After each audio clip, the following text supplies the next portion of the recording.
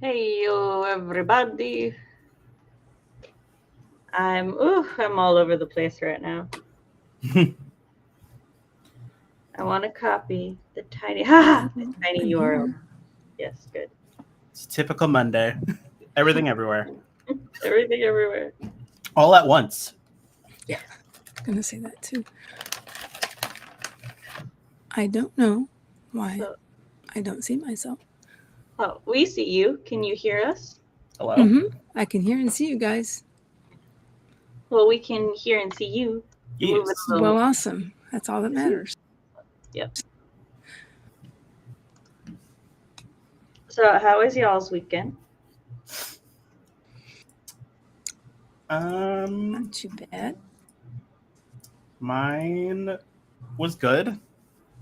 Did I do anything this weekend? I don't know, Cody. Did you? I don't know. Did I? We played D&D on Saturday. And then, we did Father's Day at my roommate's dad's place yesterday, which was fun. Oh, nice. Cool. And then that's really it.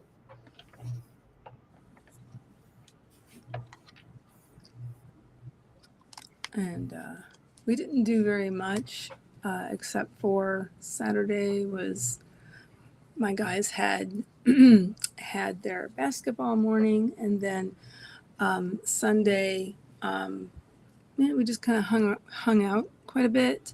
But then again, hubby did sprain his ankle. Anyway, son and I made a spice cake. So that was really good. Some later. Sounds tasty. I was say spice cake sounds good. Sort of turned it into a carrot cake. Threw some stuff in. Carrot cake. Cake. It's really good. I had a very busy weekend. We Friday took my youngest to get her ears pierced. We were doing it Friday because that was when Chris had the day off and she wanted both of us to be there. Did not realize it was Friday the 13th. So the place we went to was having a Friday the 13th flash tattoo sale for everybody. Also got $13 off the piercing, which was great. So we did that, and then we took the kids out for my middle's family birthday dinner. And then Saturday we had his actual birthday party with like the cousins and the aunts and uncles. And had a blast. It was quite tiring. Chuck E. Cheese has improved their birthday package, which that's good to know. Last year they gave 1 hour of unlimited playtime. This year they gave 2 hours. Okay. So like, oh wow. I bet they were really tired out after that. It was kind of funny because like I forgot that last year they only got 1 hour, right? And I'm reading the thing. And so I explained to all the kids and all the parents, I'm like, so once they scan their thing, it's like 2 hours of unlimited. Well, at the exact same time, like after cake and presents and everything, it clicked in the adults' minds that was 2 hours, not 1. And so everyone was like, oh my God, I'm already so tired. My baby, like next time I will come 30 minutes early and they will start there, especially since she's got like littles right now. So, but it was still a lot of fun. And yeah, Sunday I ran a couple errands with the kids and then we came home.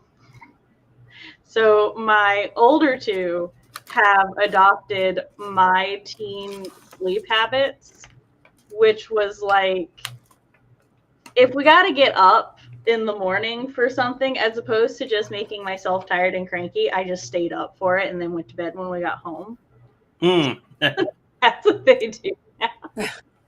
So we got home and we were gonna watch a movie with Chris, and he wanted to watch Jack the Giant Slayer, which is a great movie, by the way. And I've heard that. So we were watching it. Our oldest, though, he was like, "Mom, I'm gonna fall asleep," and I'm like, "That's fine. Just fall asleep on the bed." And he was like, "Okay." And then yeah, the older two like conked out before the movie was over. So, but we finished watching it, then sent the kids all upstairs to their rooms and sleep, and just sort of like hung out. Chris and I have been watching Apothecary Diaries, also very good. Oh my gosh, I love that anime. Nothing, Cody. I'm not saying nothing. Not caught up yet. Neither am I. My roommate is, and we watch it during the weekends. Nice.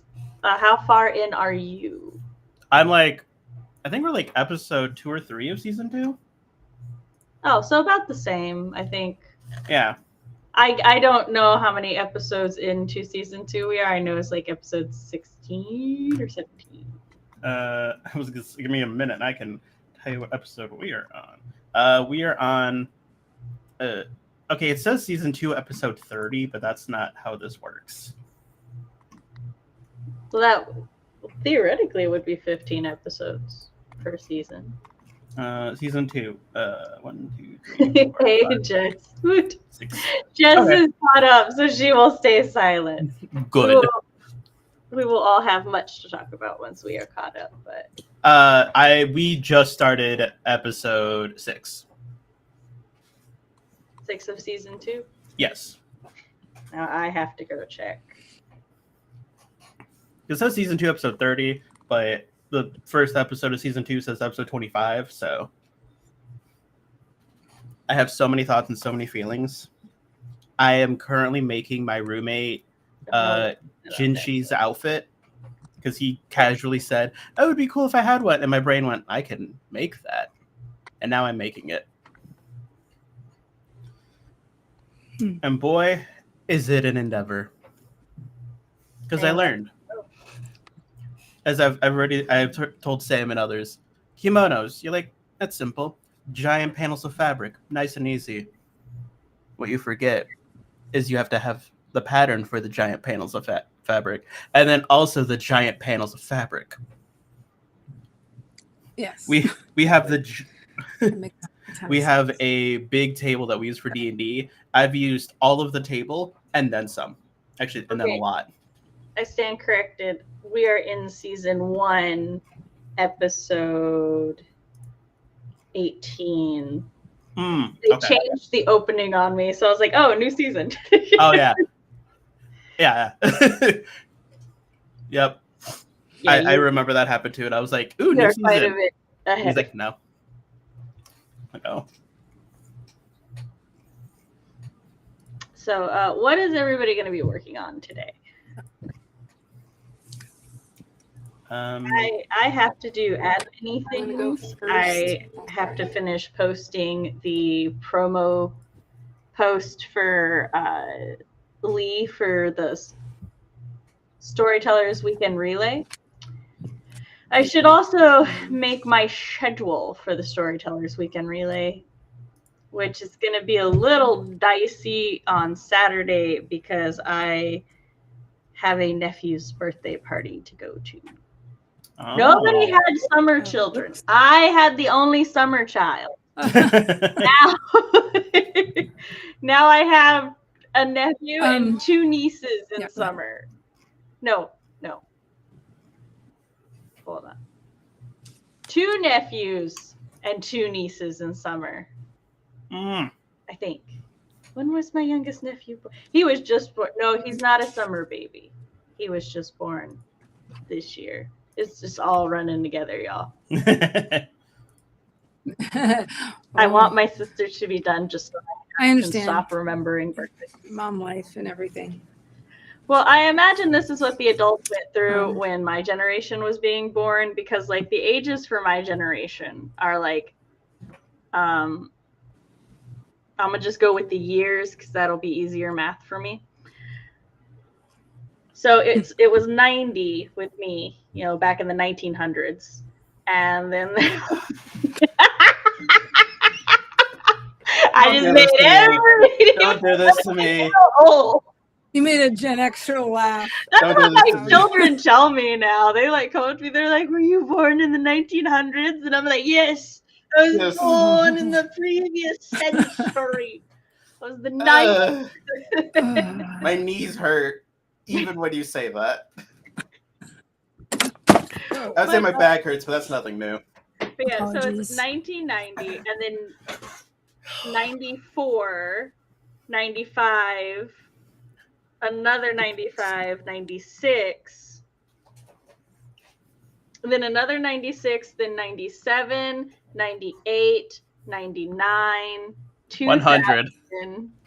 2000, 2001, and then 2005, I believe. Because it's weird. There's exactly a 4-year age gap between me and the next oldest, and then a 4-year age gap between the youngest and the second youngest. So like that was it was like me and then my cousin and then boom boom boom boom boom boom boom. And that's kind of like I had my 3, and then the year my youngest was born, my cousin, they had their first. And then it's kind of been like almost boom, and then he and his wife had had some for a couple years, and then my other cousin had some, and then my baby sister she has 3 under 3 right now. Oh my. So her oldest has a very similar, though not quite.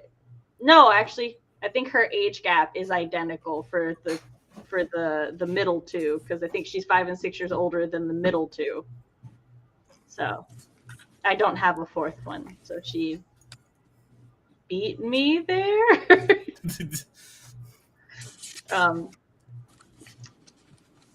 Jessica would like to get as much written for Drowning Out of Water as I can. I've already written 1,134 words today, and my ultimate goal is 3K. Nice. Also, nice. I like the title. RP is going to be working on his whip, going to work on editing later sections based on feedback from the early sections. Nice. Not the 1900s. Yep. I am going to be fixing these shirts because they have holes in them that I want to mend. That's fair. And then I have a coat that's currently in the dryer that I got out of storage that has a big old hole in it that I'm also going to fix. Nice. I thought about cannibalizing it to make it into a like a newsboy hat. But then I put it on and said, no, I really like it. We're going to fix you. One of the things that we introduced our children to. So the term cannibalizing reminded me of these conversations. So thanks to Supernatural, I do this whenever I'm watching a show or reading anything and I think a character is a cannibal. I'll be like, I smell the smelly smells of cannibalism. It smells smelly? It smells smelly. So, well, I like, as many a parent do for some reason, this is just the thing we do, pretend to eat our children. And so every time I pretend to eat my oldest son now, because he and I have been watching Supernatural, and they had a cannibalism episode and I made that joke. So now whenever I do that, he goes, I smell the smelly smell of cannibal. And I'm like, no! Good you! Because I fucking hate cannibals in any context. There is no context in which I like cannibals. But then we were in my youngest just started pretending to eat hands specifically. So Cody knows where I'm going. Does he have a rumbly in his tummy? The children to llamas with hats. And now when our daughter does, like when she pretends to eat her brother's hands, and her brother goes, "Why are you eating my hands?" My husband and I go, her tummy has the, my tummy has the rumblies that only hands could fulfill. Only hands can satisfy. Yeah. Every time me and my roommate are hungry, that's what we say. It's like, ooh, I got a rumbly in my tummy. Only hands can satisfy. And like every now and then, because my husband and I know the full thing, we'll be like, "Carl, that kills people." I need to. You know what? Correction. I'm gonna rewatch Llamas with Hats. That's what I'm gonna do. We did, and it's my children. Their favorite part of it is they're like, "We love how he says Carl." Like, yeah, that is one of the best parts. I stabbed him, and I kept stabbing him. Carl, that kills people. Well, then I guess I did. Carl, you're messed up. I mean, I kill people and I eat hands. What do you expect? I guess that's true. So yeah, we introduced them to that over the week.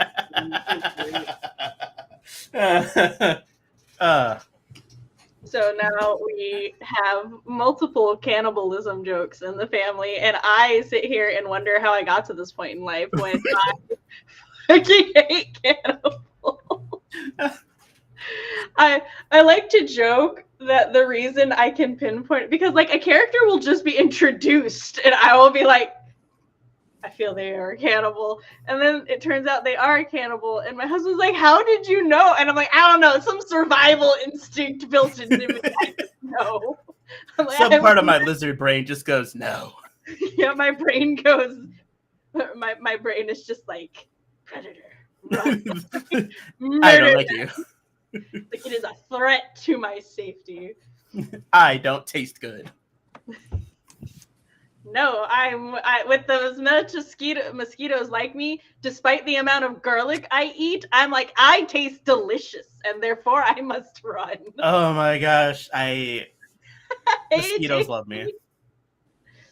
JC, you should definitely go back and listen to the context for the cannibals, because it involves my children, and I think you'll get a crack out of it. And that statement out of context, I realize, is wild. And then you should go back even further to the point where Sam said that she was born in the 1900s. That's what I do now. That's just my thing. I'm like, I feel like it adds to the whole ancient immortal shtick I got going on.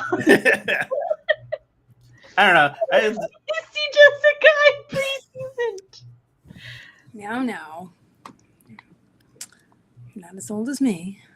I'm the oldest one in the room. No, okay. See, I'm an ancient immortal of mysterious and unknown origins. Yeah, right. This is just my current incarnation. My current incarnation is just, but I'm my soul is primordial. I've been around. The joke really started because in my late 20s, I still looked like a teenager for the most part, and like I would show pictures of people. Like if I would show them pictures of me as a teenager versus me in my late 20s. A lot of people could not tell the difference, and so I just started making the joke that I'm an ancient immortal and I don't age, and I'm just lying to everybody about my age. So yeah, I've had similar remarks. He just joined my. Really don't look any different.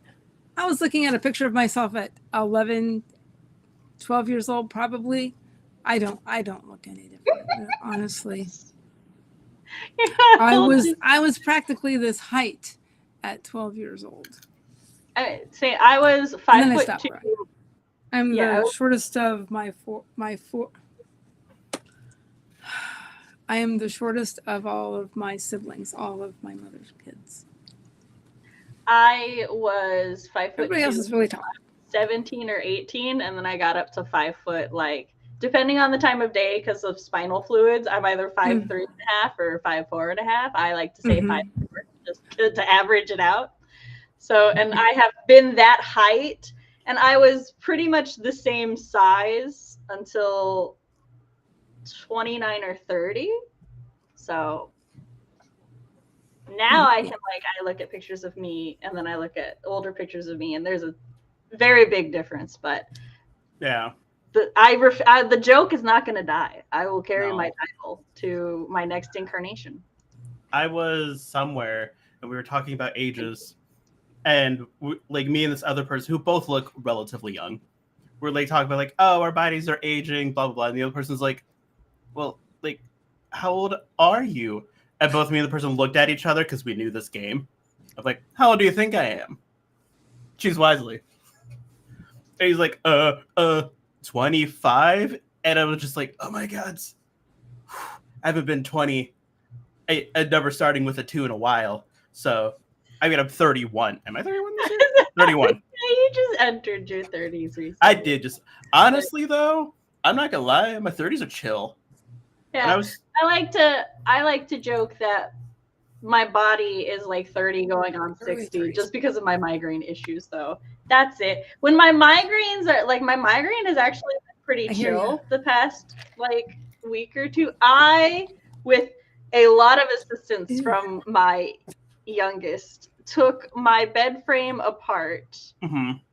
I will say that moving my mattress, we have a king size purple mattress. It took me and all of the children to move. And we didn't even move it out the room. It was just in my doorway like a burrito. And we just walked over it. Well, we're just gonna do. Yeah, but we took apart the bed frame, and I genuinely didn't think I would be able to put the bed frame together by myself because my migraines were so fucking bad last year and earlier this year. But I did. My daughter fetched me all of the parts as I needed them because we opened the box in the living room because I'm like, I ain't fucking opening the box in my bed. We're working in the exact space the bed frame is going to go. we don't have the room.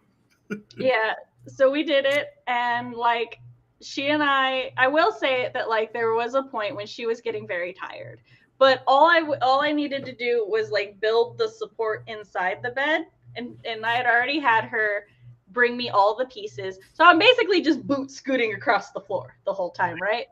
And I'm like, you can go up and lay down. But this dear precious being was just so concerned with where I was going to sleep. She was like, you need to be able to sleep, Mom.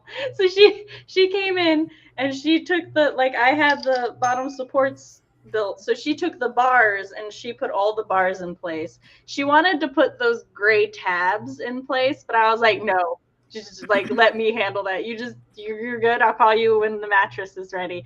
Y'all, those fucking tabs take so much force. My thumb was bruised for 2 days. Yeah, they do. I hate those tabs. They need to come with a little tool that I can just. Yeah, it's so funny because I have scoliosis, so I've had back pain since I was forever, and it's every time, no matter what age, be like, oh, my back hurts. Everyone's like, you're too young to have your back hurt. My back's been hurting since I turned 60. I'm like, I am 23 and my back's been hurting for 23 years. Do the math. My back's been hurting longer than yours. I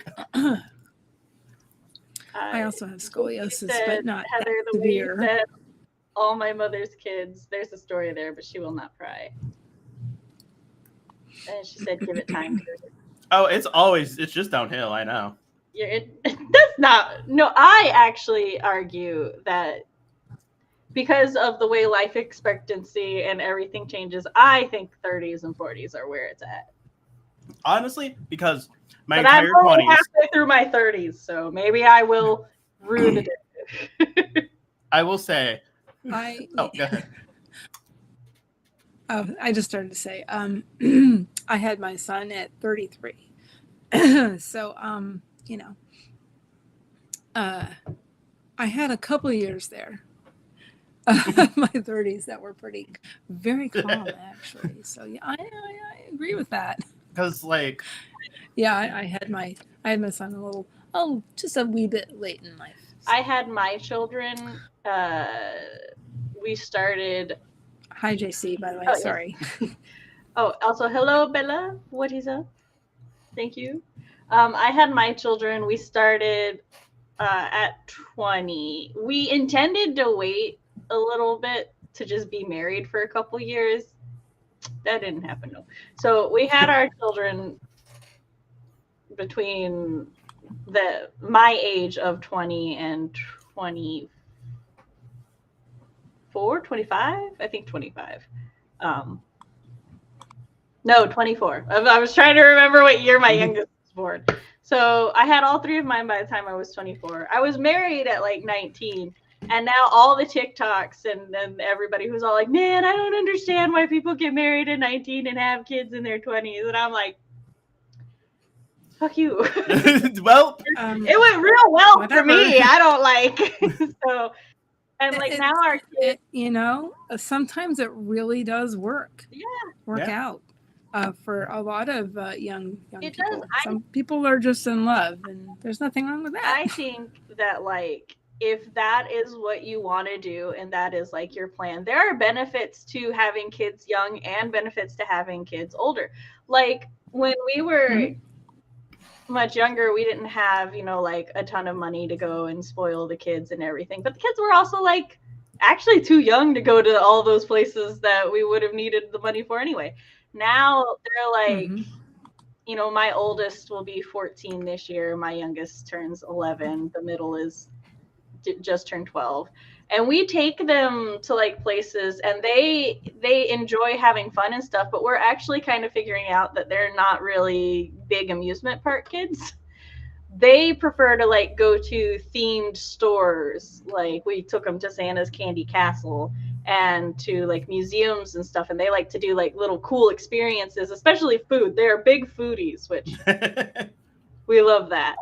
Like one of the only things they all three distinctly remember from the vacation is going to this little German restaurant that was like very, very authentically local family-owned German restaurant. It was so good.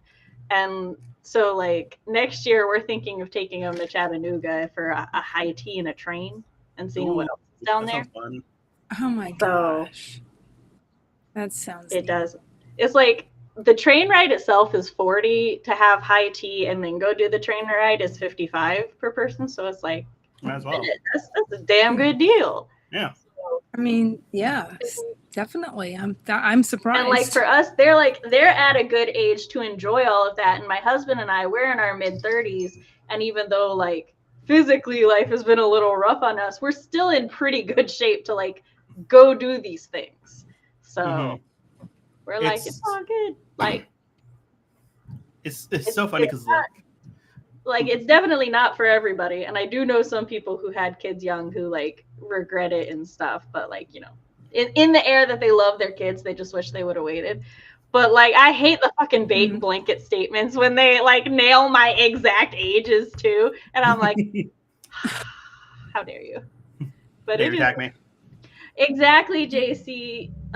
Like again, during the sprint, just like go back and watch us at ×2 speed, and you'll hear me talk about my family. And like one of the reasons I 100% waited for marriage to mess around or do anything was I was like, the moment we do, we're getting pregnant. It is what it is. My family is that 1% that that condoms and stuff are 99% effective. We take that 1% hit for the rest of the population. My brother and his now wife were also planning on waiting for marriage and then children. While their eldest was, oh God, hold on. I have to think. I have to do math now. Well, they had a child first. Actually, I think they had 2 children first. And then they got married. So he was like, and sometimes it works out that he was like, listen, we fully planned to wait to get married before anything. Sometimes like it happens. And that's how he started the announcement that they were pregnant. He's like, we wanted to wait till we got married, and both of my parents just stopped and look like, wait for your married to get what?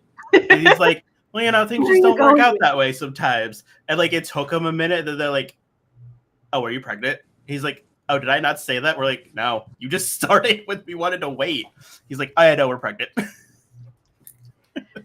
JC said to be with someone from the age of 19 and then to get to your 50s and 60s to be together that long. That's something to be treasured. Thank you. We're celebrating 15 years next month. Wild and crazy. That's nice. That's great. Congrats. Yes. Bella said my mom had me when she was early 20s because having a family is what she wanted, but her best friend waited until late 30s to have her kids to focus on her career. Both work, and it depends on the person. Yeah, exactly. I was like, I wanted two things in life. I wanted to be a mom and to be a storyteller in some way.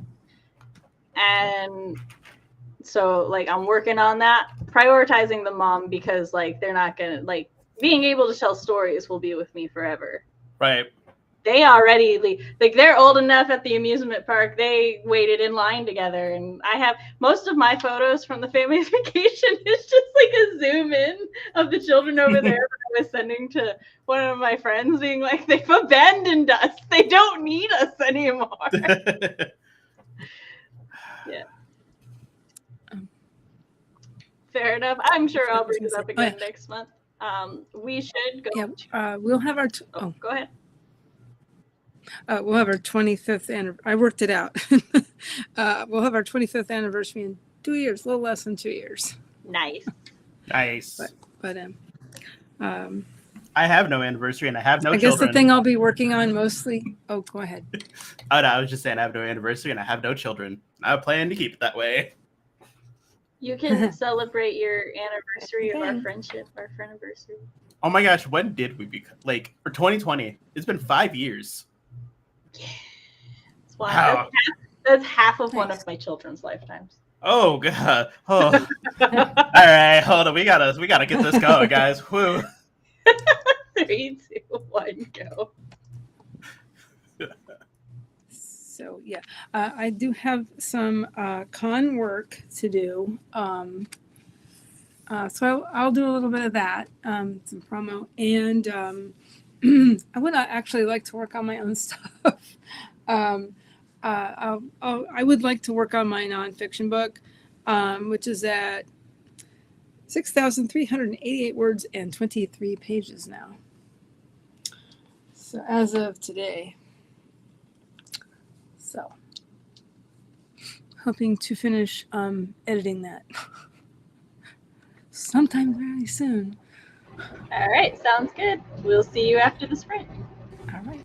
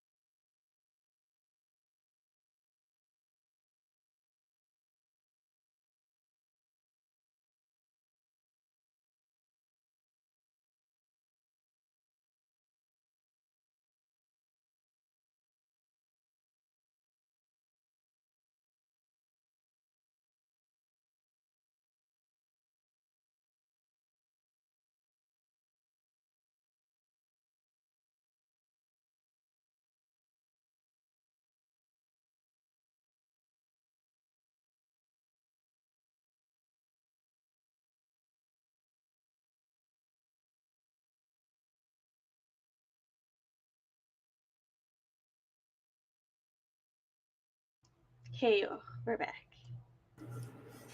Uh, I can't unmute until I turn that thing off. Well, I mean, I could, but I don't want to. Very loud. Makes it hard for me. Very loud. Like, I'm doing admin work while I have a YouTube video on, and I'm like straining to hear the YouTube video. I might go get my headphones to put on. I feel that. Because I was just like, oh, I watched Llamas with Hats, and I'm like, all right, cool, that's done. Oh, wait, there's a live stream I want to watch today of the new Secrets of Mimic game. Let me just click that on. And roll back from the beginning.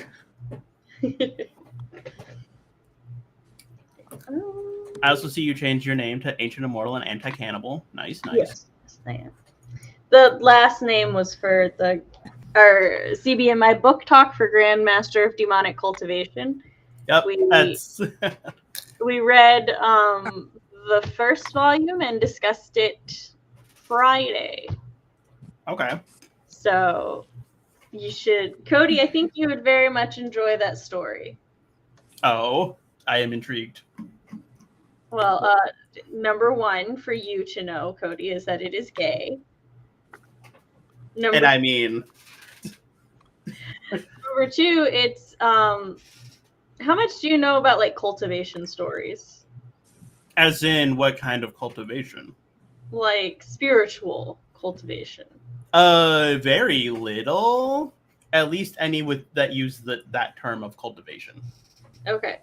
Well, then I shall describe it this way as like a Chinese historical, but it takes place in a completely fantasy setting. So, like, not historical, sorry, a Chinese fantasy with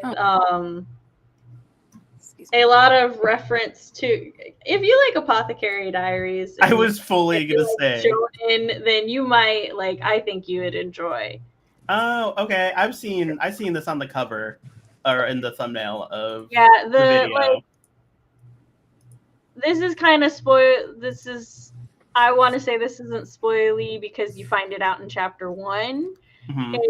Essentially, the Grandmaster of Demonic Cultivation. Well, first off, the book starts out very much like Wicked starts out, in that you just have a bunch of people talking about the Grandmaster of Demonic Cultivation, how he has just recently died. Well, then the very next chapter starts out with him waking up in the body of somebody else. They have basically done this cursed thing to where he can have their body if he enacts their revenge. And then the story is just sort of like him going about living in this body, and like the body that he has taken over is known as a I don't know if I should say a cut sleeve, which is, from what I gather, a derogatory term for a gay man in the setting. But like, he doesn't care. He's just like, yeah, I'll go around. I'll pretend to be flamboyant as hell. It's whatever. And it's cool. Yeah, it's great. He's only been dead for like 13 years too. So like, a lot of people that he used to know are like still around, and so he gets to like run into them and stuff. And there's some like supernatural mysteries going on that get solved. Okay. There are 5 volumes. I think you would enjoy it. So you should read volume 1, and then next month you should read volume 2 and join us in chat for the book talk. I will add it to my list. I get money from Unenjoyment, I believe, either tomorrow or Wednesday, so I may buy volume 1 then. Nice. I will also say they are on the, well, if your library has them, they are on the Libby app as well, because I read it. Oh, that's good to know. That's good to know. I mean, what was this title again? Grandmaster of Demonic Cultivation. On the 29th or the 30th, I think it's the 29th, we will be discussing An Enchantment of Ravens, which is a standalone Fae novel. That's my pick. So okay.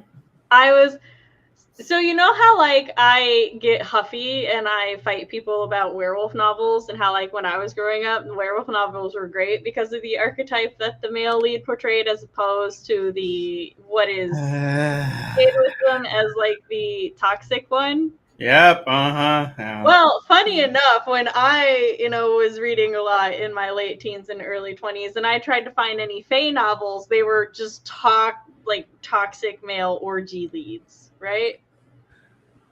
But no, now I'm being introduced to a lot of fae novels that are actually really good fae novels, and I'm like here for it.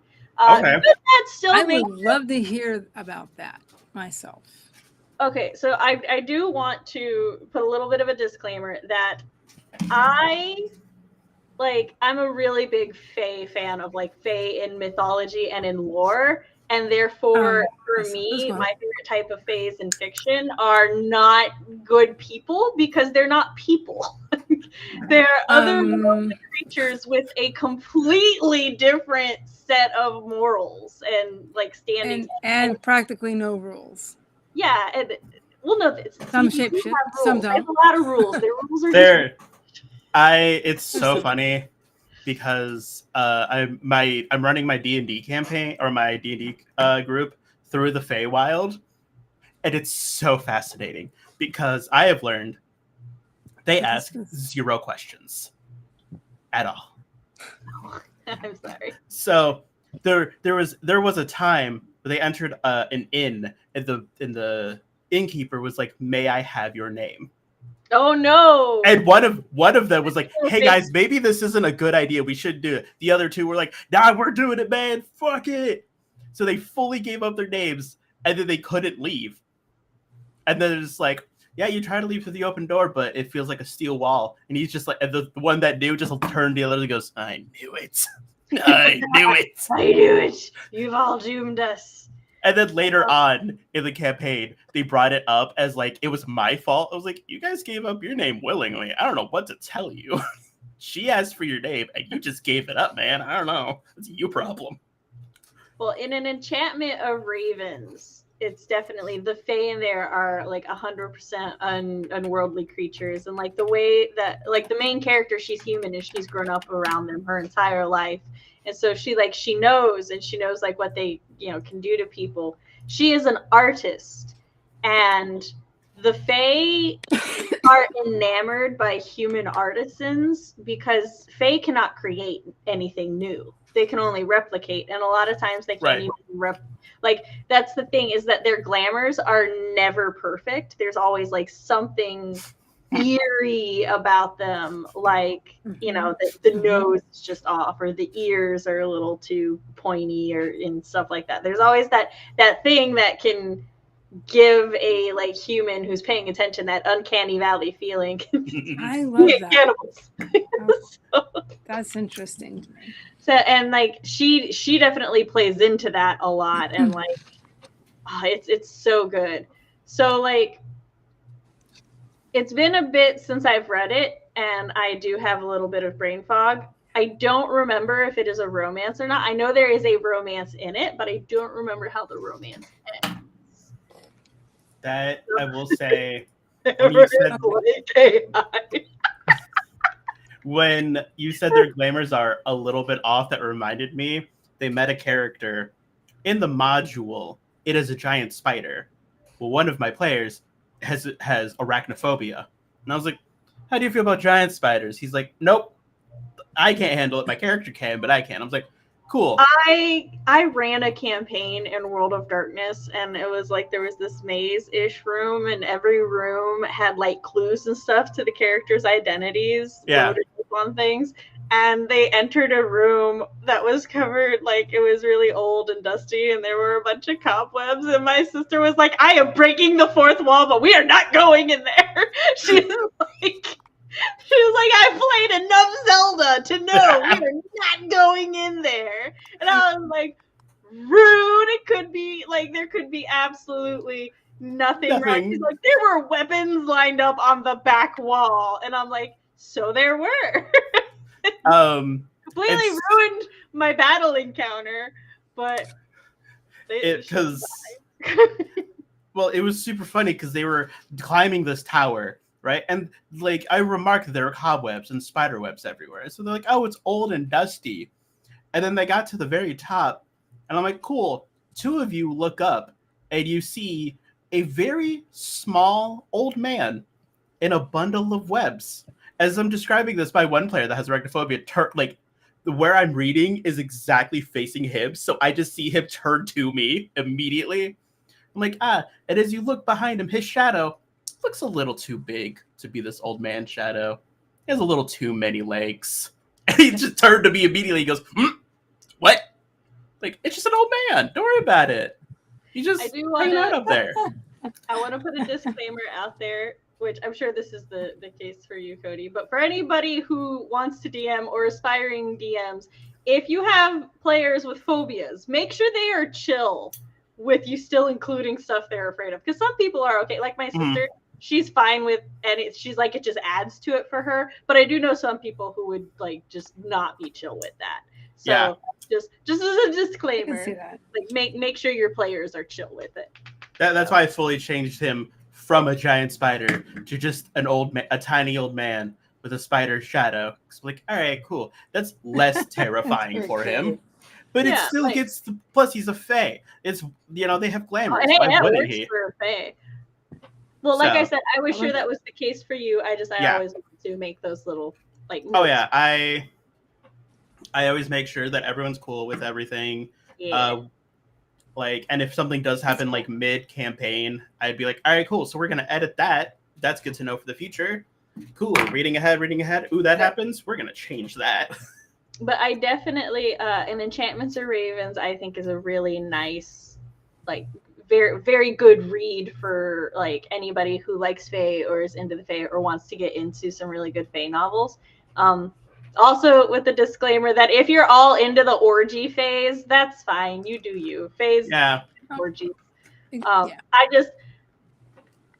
My only issue is when the Fae are portrayed as basically just elves who do orgies, because I'm like, Fae are not elves. Like, there are elven Fae, but they're not like Tolkien elves. You know what I mean? Yeah, I tried. Yeah. But Holly Black also just is a phenomenal author. She's not who wrote. Hold on, let me see who wrote. I need to read more. An Enchantment of Ravens is written by Margaret Rogerson. Yes, Rogerson. I'm sorry, I was like Rogerson? No. I also had the same. I have it up. That's why I did the same. Like, what? I appreciate that. But Holly Black also, I have read her Fae series, The Cruel Prince, and that is such a good Fae series. Not a healthy representation of romance at all. But again, if you're reading Fae romance, that's not you. That's not what you're here for anyway. Yeah, if you're writing Faes correctly, that's not what you're gonna get. Because that's Faes just from a human perspective, Fae romance is toxic. That's just how they are. But still, if you like Fae, it's really good. So I want to be clear about that. I try to read. Not mislead. He is a prince. Yeah. He is a rule. Real quick, I want to catch up on chat. Great title, Ben. Bella said, I spent the sprint trying to transfer some videos to my Google Drive to clear up some space. I need to edit a video to post tomorrow. Been there.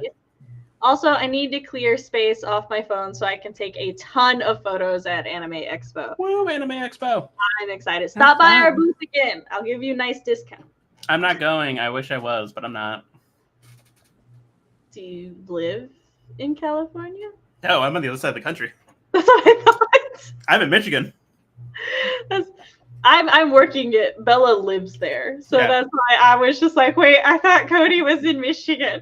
Yeah, that's why I said I'm not going. I kind of want to, but I'm definitely not, because I'm not flying across the country. Fair enough. All right, I'll be a staff at a con myself this weekend. That's exciting. So I know you've been preparing for that convention for at least a couple months now. I know. The one that's this weekend, yeah. Basically, it's 2 cons, but there's the main one is Necronomicon Tampa. That's in September, but yeah, you are right. I've been preparing for this. The one that's this weekend is Necro's Little Sister Con, and it's called Southern Media Con. Excuse me. And so it's very fandom-esque, but they always have gaming, and actually the first 2 days are called Necro Gaming Days, and this takes place in all of this takes place in Clearwater, Florida, so which is not far at all from where I live. That sounds like no hotel room necessary. There is one in October that's in Detroit, and I live 25 minutes away from Detroit, so I feel that. It's just like, we're going to Yoma this year? Heck yeah, we don't need a hotel room because we could just drive there and drive home. I am provided room. I do the same thing with Necro conventions, so I don't ever worry about it. I will be after Expo. I will be chilling with CB for a couple days, though. Gonna visit her. Oh yeah. A part of me is like, wow, you're gonna go to Washington? Holy crap! Not forgetting that. Like, I don't know. No, she doesn't live in Washington. I forget where. She's never lived in Washington that I am aware. No, I'm confusing her with so many different people. It's fine. It's cool. That's okay. Not just one, multiple. Multiple. Yeah. Listen, guys, since I lost my job May 1st, my brain's been everywhere and nowhere all at once. That's fair. With my children, that is absolutely fair. My oldest had not slept yet, and we were talking to him at the family dinner, and I was like, because we said something about yesterday, and he was like, yesterday? Like, when? And my youngest went to razz him, and I'm like, hey, listen, I get it. Especially when my migraines get bad now, you don't know if you're coming or going. You don't know what day of the week. It's still yesterday for him. Last week, I fully thought the entire day was Tuesday. Fully convinced. But everybody came home. He's like, oh, man, tomorrow's my Friday, which is Thursday. So I was like, today is not Wednesday. He's like, yes, it is. When has it been Wednesday? Since this morning. And I looked at his phone because I'm like, oh, well, then it is Wednesday. What happened to Tuesday? Those days, especially I'm fine if I get the wrong day in one direction, but sometimes I'll think it's a later day than it is, and then I stress the fuck out because I'm like, I've lost a day. I need to do these things. Why haven't I done them? And then someone will be like, Sam, it's today, and I'll be like, oh. I have an extra day to do everything. Yep. Oh, yeah, it's that relief of I have an extra day. Hell yeah. Anywho. That's my boss messaged me over the last week to cement the plane tickets for July, and then I was sitting there and I'm like, okay, I gotta start doing my laundry. I gotta plan, make sure I got enough clothes to last and everything. And I'm like, motherfucker, I got 2.5 weeks. Yeah. I'm gonna be wearing most of those clothes. Yeah, yep. The one thing I do hate is June and July are next to each other. So I will fully be like, oh man, I will swap them so badly. So before, whenever it's May, I'll be like, oh man, June's so far away. And someone's like, June's in 2 weeks, bro. I'm like, what? June's in 2 weeks. I was like, oh shit, June is first. Yeah, you're right. Never mind. It's brains are wild and crazy. My summer is packed and only half of it is stuff I planned, and so I keep going, yeah, I don't have a lot to do, and then I look at my how about and I see all the stuff my family has planned, and I'm like, oh. Yeah, I have. It's I was like, I have a nice chill week, I don't have to leave my house, and then I check my phone and know my cousin and his wife are visiting this week, and I'm like, oh, I have to go see them at some point. Because they moved to Michigan a couple years ago, so. Okay.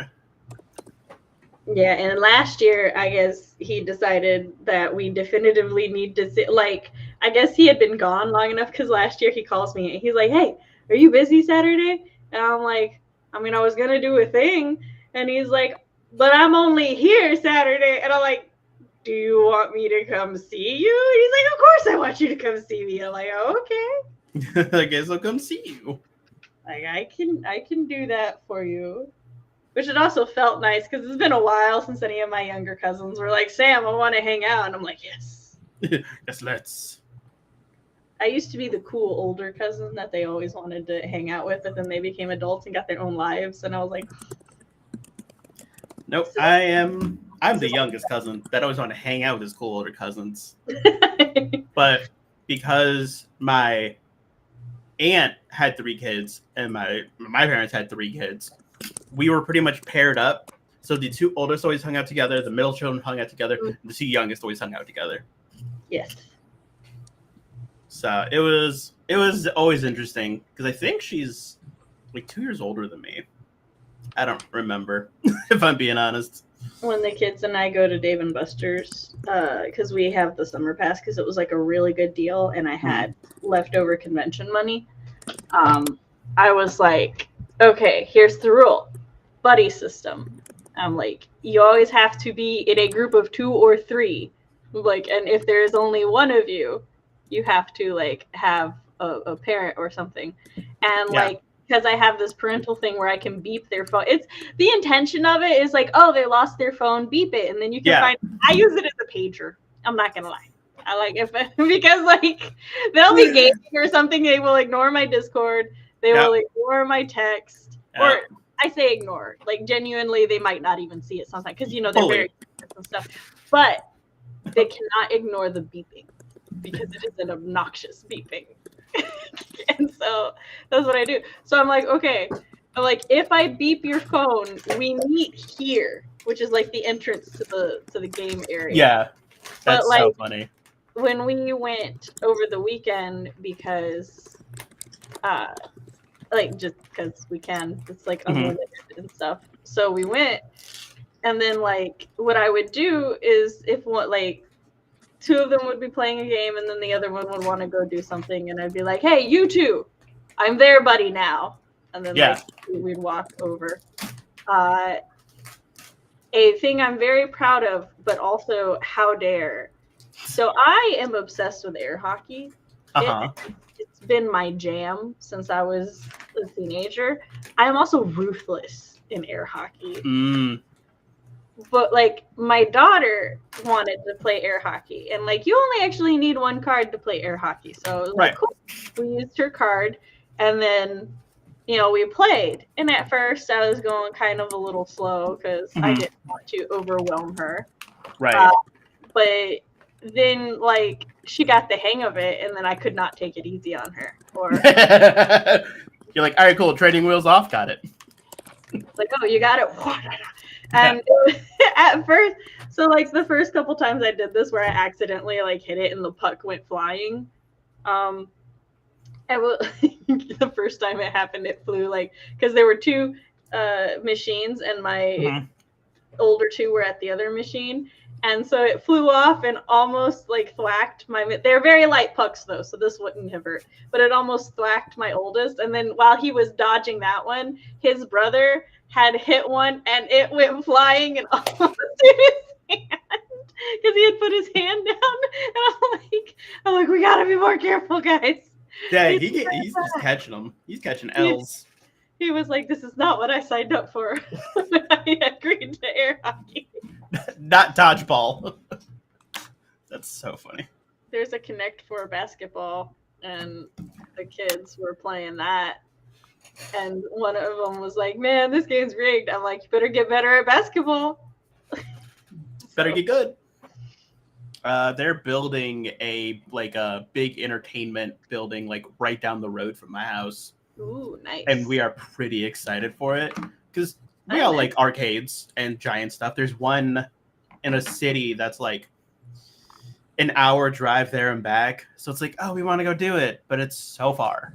Yeah, now it's like same because Nashville's about an hour from us, and then so like I forgot when they built the Dave and Buster's, but like we didn't like go or anything because it's like, oh, it's an adult arcade, but because it's an adult arcade, it's gonna cost out the ass. Yeah. I will say it does, but also their tickets are a lot more forgiving, and they got some really cool ticket prizes. Like you can get a VR headset and Xbox and some like other things, and then like, but their regular headsets and stuff are also pretty well priced, at least for like the summer thing. They like cap it so that depending, like if you're gold, you can only get 1,000 tickets a week. If you're platinum, you can get 2,000 tickets a week. And like at first, it's like, oh yeah, that's not that bad until the children maxed that out in an hour. And I was like, oh shit. Yeah. Like at Chuck E. Cheese, I'd have to go multiple days to get up to 1,000 tickets. So we're hoping it's not that bad. They can't play the purple games, which the purple games give you like a physical prize. But I told them if they take their allowance, because like Wednesdays are half off apparently. So it's like if you take your allowance to go on a Wednesday, you can like buy yourself some chips just to use for purple games. Yeah. Because one of my children really wants a rubber duck from the rubber duck game. That's so funny. So, well, I Googled it recently because a friend of mine is moving back into this area, and he also likes giant arcades. So I was like, hey, depending where you move to, there's one right next to a highway, pretty like good spot. Oh, really? Yeah. So it's like, oh hey, you want to? And it's called Main Event. And I checked and it says it's opening the 16th of next month. So I told my roommate. 16th. Yep, 1/6. Okay, I thought you said the 60th, and I was like, yeah, wait. Yep. So it's nice. So my roommate was like, hey, sometimes I come home and be like, I had a bad day. You want to go to the arcade? Like, yeah, let's go to arcade. That sounds awesome. Chris and I are probably going to steal the kids' memberships and do a date night at some point over the summer. That sounds fun. Can't use their tickets, though. That's the deal. We get to use their cards, but we can't touch their tickets. That's pretty fair. Yeah. I contemplated buying an adult pass, but we just cannot budget that, right? I mean, like, a regular pass, but, for the parents, like a parent card, so that Chris and I can save up tickets and buy some. I'm about to see what they're... Oh, they have laser tag? Ooh, they have laser tag. My mom says growing up she went to, or was it my mom? No, not my mom. Somebody I know recently talked about going to Dave and Buster's and stuff, and they said, yeah, we used to play laser tag there, and I was like, mine doesn't have laser tag. I was sad about that.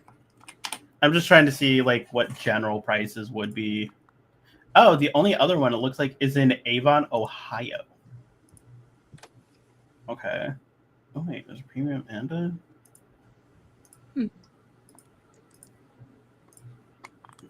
How much? Oh, Of course, it doesn't tell me. How much of your stuff did? Because I know, like, I could barely hear because I had turned my AC on, but I was trying to hear. Like, you had a list of things you wanted to get done, so you could work on your own stuff. Maybe. How much of that did you get? Me? Yeah. Oh, I'm kind of still doing a few things. But yeah, I did get a couple of posts done, got Blue Sky, and I've been working on Instagram. Fair enough. Oh my god, I go on Instagram to do an Instagram post, and it takes me like 2 minutes to remember the new Instagram layout just because I barely use it anymore. Wait, there's a new layout? Yeah. Yeah, the images. You go to the bottom and it's in the middle, but now to make a new post, there's a plus at the top. Oh, interesting. Mine's the same old, so maybe I haven't updated yet.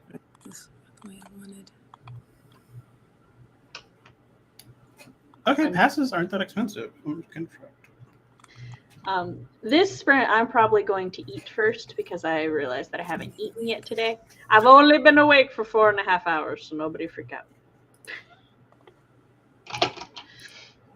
I was gonna do a joke of me freaking out, but then it's like, well, it's already passed. All right. So I'm gonna count us down. I'm also gonna take some medication because the brain fog is coming in stronger now. Yeah, I get that. 3, 2, 1, go!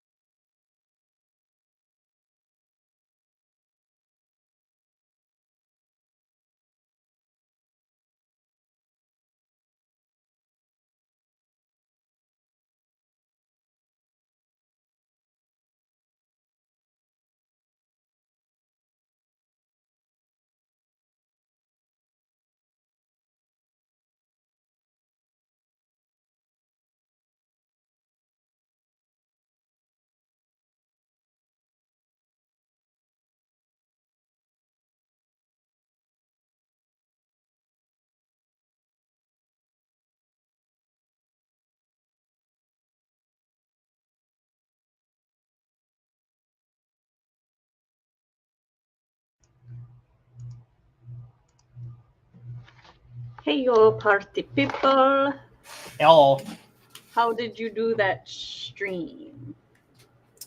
I patched 2 whole holes in my shirt, and one of them was really big.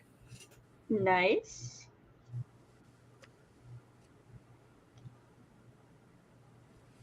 I'm trying to thread this needle.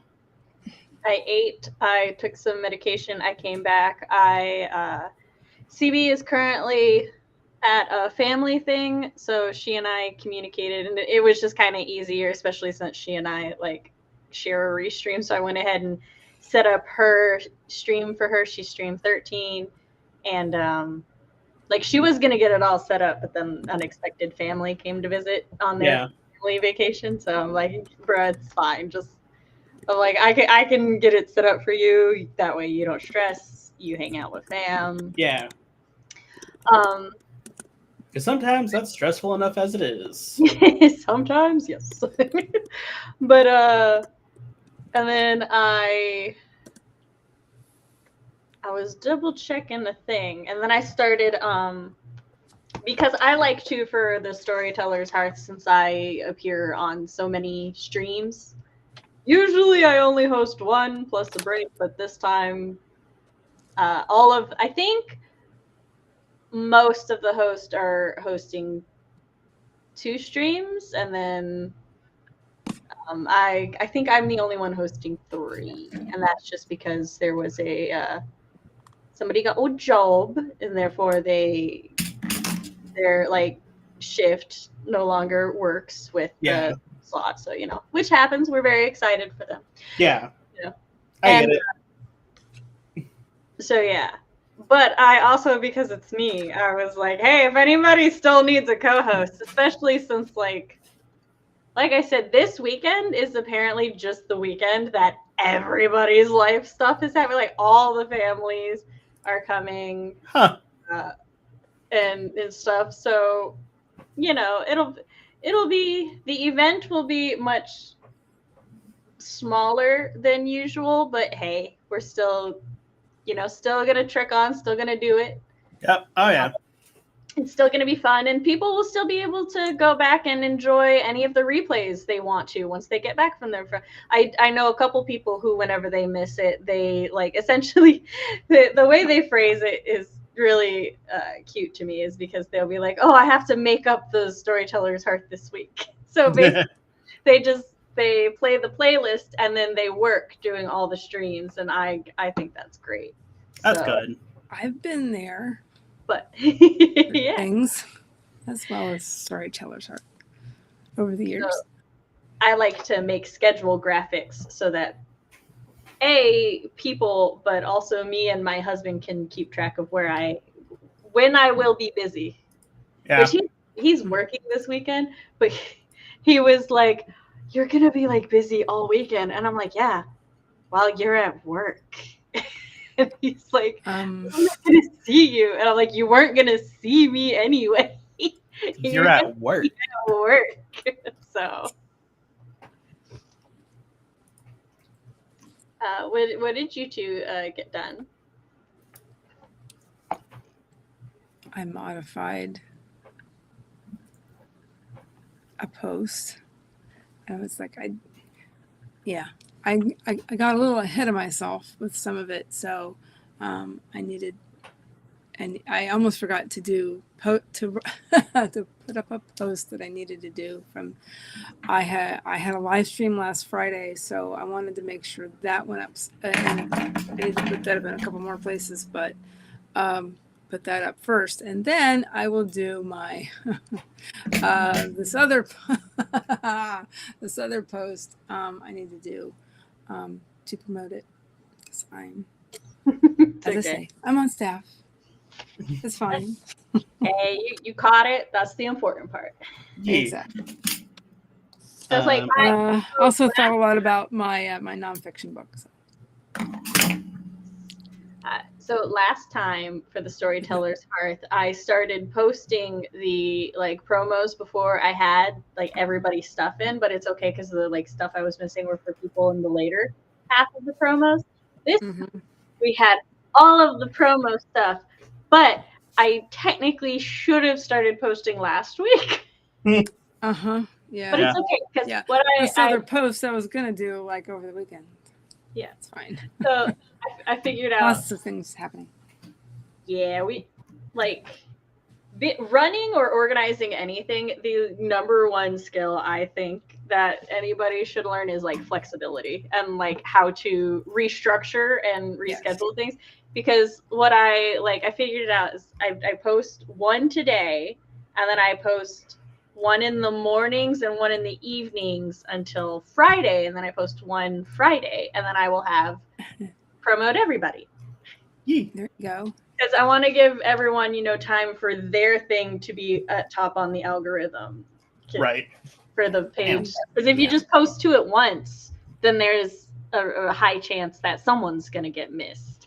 And I don't want that to happen. If they get missed anyway because of the algorithm, at least I have done what I can do. Bella got 3 out of 4 videos finished loading onto the drive, but while that was going on, I was working on a crafting project I was hoping to finish for Expo. But hey, multitasking. Hello, my child. What is up? Okay, message me. Okay, how many minutes? A crafting thing at Southern MediaCon. And probably What did you read? I patched 2 holes in my shirt. So one shirt is done.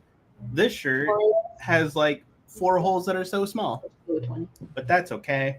And then I'm gonna press the seams flat later, make them less noticeable to people other than me. Plus, if people notice it, you're too close. Back up.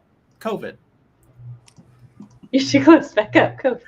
Yeah, because like they're near the hem of my shirt, so it's like. At first, I was like, ooh, people are going to notice it. I'm like, if people are that close to notice, you need to back up. But. You want to see what your points look like? I like that. Yeah, no. The one thing I will say, so I've picked up sewing again earlier this month. I got back into it. I did it a lot in my high school days, like making cosplays, because I grew up in a family of, why pay a professional when I can do it myself for cheaper? And my gay audacity tells me I can do things even though I probably shouldn't, but I'm still doing it anyway. You're at 129 points. So my sewing machine, God love it, it's 15 years old. Trooper. I've been doing a lot of sewing this month. So it's just like, ooh, I have shirts I need to mend. I have things I need to fix. So instead of tossing them out or getting new ones, I can just fix them. I will say that my family had not parallel attitudes of like, why pay somebody when I can do it well for cheaper? Yeah. But if it is beyond my abilities, pay the professionals the money they deserve. That's like, and pay like reputable professionals. Not just Joe Schmo down the street because he said he could do it. Unless you happen to know them and you're like, yeah, well, yeah. You happen to stumble across a really awesome person who will do things for a good price. Yeah. And we're lucky because we have a great mechanic. I read those horror stories online or something of like the person who's like, I'm a photographer or I'm a baker, and my family basically assumed I would do this for a wedding for free. I'm like, my family would never. They would like tease you about a friends and family discount, but they'd be like, no, this is your job. You deserve to be paid. So agreed. But have I been paid for doing those things? Not yet. But that was sometimes years that is ago. The downside though, because they're like, no, I will pay you, and you're like, yep. 2 years later, they're like, oh yeah, by the way, here's the money for my wedding photos, and you're like, yeah, forgot all about that, didn't you? I always say this whenever it comes to like my crafts. Sorry for the child interruption. We are doing 2 different reading challenges this summer. One is hosted by our library, where it like keeps track of how long you read. And the goal is to read like 1,000 minutes in the summer. Sounds like a lot. That's like 20 minutes or less a day if you like start at the beginning of summer. Right. And then there's also Books A Million host a reading challenge every summer where they have like a list of books. I think the books might be the same with like minor changes year to year, because a lot of the books on the list this year were also on the list last year. My children like pointed that out a little bit. Yeah. One of my children even like picked a book that they had wanted to read last year, but just because of everything that happened, they didn't get to last summer. And I thought that was, I'm like, yeah, it's like try to trick through it. You'll get through it this year. But Yeah. so that was my youngest coming in, because I'm keeping track of all the stats, of course, and I have charts. So okay. I always say this one because like I also do 3D printing. I also do like 3D work. I also do other things. It's like I always tell people this: if I offer it, it's free because it's a gift. If you ask me, then you have to pay for it because now you want me to do something. So it's like, oh hey, it's like, oh hey, you want me to mend that shirt? I'll mend that shirt for you. Versus you coming to me and be like, yo, can you just mend this? Be like, all right, cool. Give me a second, like break down a price for you. I mean, so in all honesty, Southern etiquette, same. Which, speaking of like some Southern things, I've told my husband like numerous times, because he'll like go to work and he works with a lot of Michiganders. And one, this confuses him. He's like, why are they all here? Why do they come to this area? I'm like, we migrated. This was a good place. We get like half the year is similar to Michigan, the other half is not, and that's what they were looking for. But I was like, but he said they also kind of like a lot of them act very like Southern, because like most people who are not familiar with Southern or Michigan culture, like me and my family, act a lot alike. But if you're familiar with like Michigan stuff or Southern stuff, you can kind of see the cultural differences between me and the older generations of my family, because I've been here most of my life. But also, I definitely have some like Michigan things that I do. Well, I told him, I'm like, in all honesty, poor everywhere is the same. Like if you're from the lower middle class or poor, it does not matter what part of the United States you grew up in. There are things you are going to relate to. And just like the other day, my husband goes, you know what? I think poor people act the same no matter what. And I'm like, yes, because you don't have the money to act otherwise. You really don't. And so, like, you saying it's like, if I offer, it's free. But if you ask, you have to pay. And I'm like, yeah, that's a very, like, poor person mentality. Yeah. Unless I really like you, which even then, sometimes it'll be like, if you ask for something, like, I'll do it for free. It's fine. But, like... I have to be very careful with some of my friends where I know that I basically have a blank check to their skills. Because I try, because I grew up where that was like very similar to my relationship with my aunt and my uncle, where I just basically had a blank check to whatever I wanted. So I was like, I have to use this sparingly. I cannot abuse my blank check. Also, like Heather said that she has access to mechanics. My best friend and my other best friend are both mechanics, so I have access to that all the time, and it has come in handy. Wow. My cousin who moved is a mechanic. And so it makes me sad because I no longer have access to his mechanic skills. So I'm fully like, yo, if I have a skill that you guys don't have and you want something done, let me know. I will do it for you because you've done so much for me that I cannot do. Anybody need a blurb? Hit me up. Yeah, it's fully just like... I have a friend who is like hiring an editorial team and stuff for their like work. And one of the things that they do is custom blurbs. And they looked at the blurb that me and my friend had done together, and they were like, "Oh, this blurb's already like so good, 50% off." And I'm like, "I got you a discount, motherfucker!" There you go. Yeah, we love a good discount around here. So Bella, I already read this. Hoping to. Oh, by the way, I saw your desk. The only thing is, I checked all the messages in my server when I first woke up. So as you know, I will respond to them at some point when I remember that I wanted to socialize in my server. But your desk looks amazing and I love it. And I definitely love it for somebody who sews, because like you need so much room for sewing. So. Oh my God, you need so much room, guys. I'm fully like, we need to build shelves down here. Cody needs to go to Bella's house. You can use fully, which I like. I've like... I use mine, and I don't know how long it is, but it's pretty long. I've used it before for wrapping presents at Christmas time. Yeah, it's or son's birthday. I'll like clear the whole thing off. Here we go. yeah. What I do If I with don't, my if the kitchen table is occupied, I'll use my Oh desk. yeah. this is my project room because it's the garage den, so it's where most of my free space is. RP started on his whip because he realized he had to get stuff ready for work last sprint. Happens. Yeah. Also realized I still needed to do questionnaires for the last 2 sections, so I'm making those instead of editing. Also fair. This is actually going to be my first time I'm going to be able to participate in the relay. I've always been busy with one thing or another, all the rest of them. Hey, Oh, hey! We will be glad to have you. My goal at the moment, RP, I will let you know, is starting tomorrow minus Wednesday, because Wednesday is Whip Wednesday, and I have to abide by the laws. Of Whip Wednesday.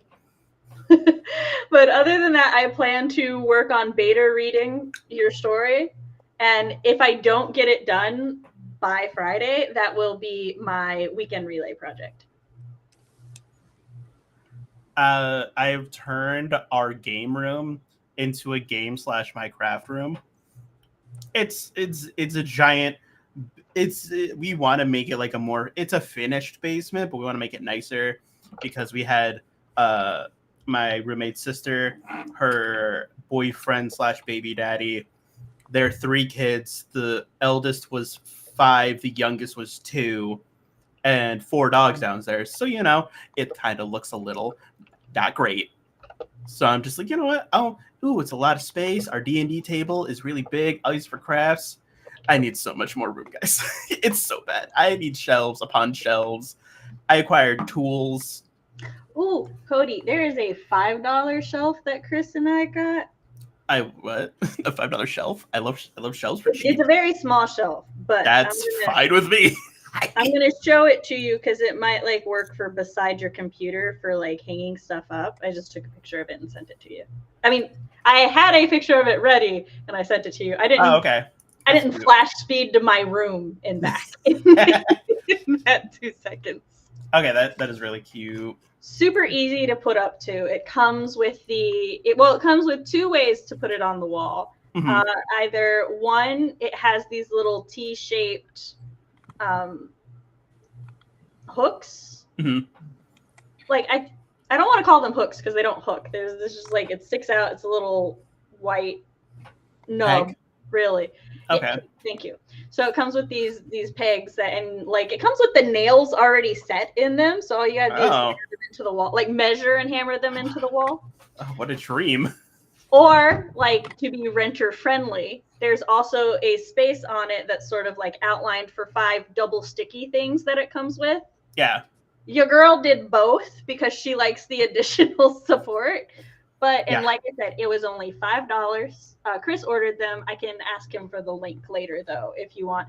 And I put it beside my bed because, like, those specific items you see in the picture, like my remote, my headset, and the 2 switch things, are stuff that, like, I try to put safely on my desk.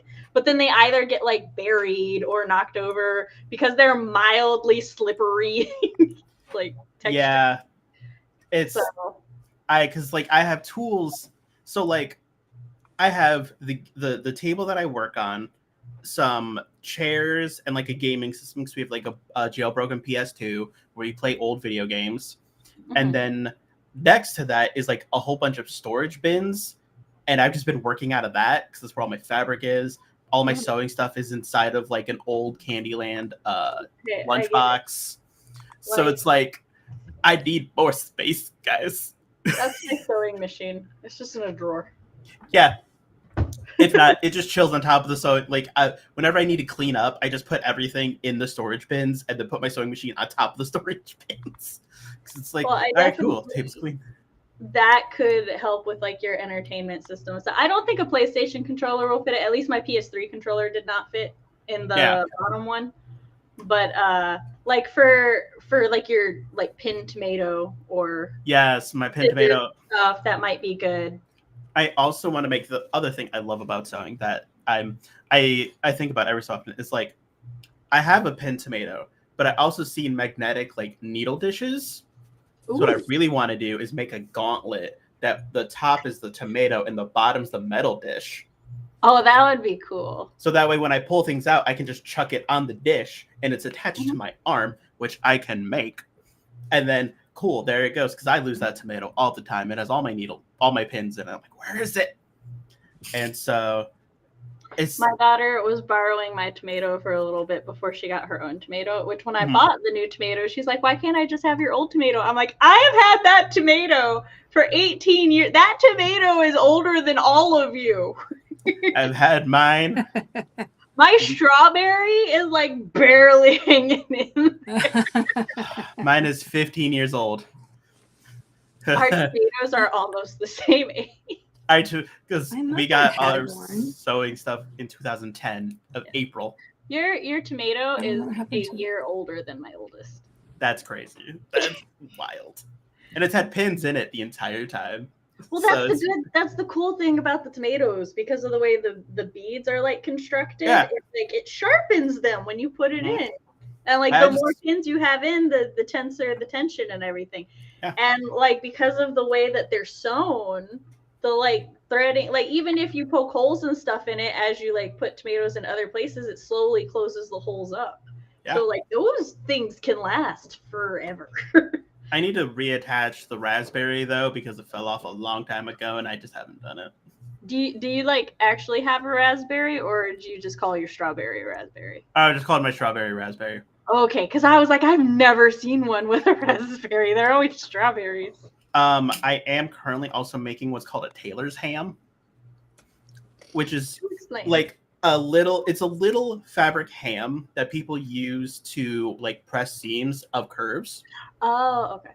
And all the people say nowadays to use fabric scraps because you make them all the time.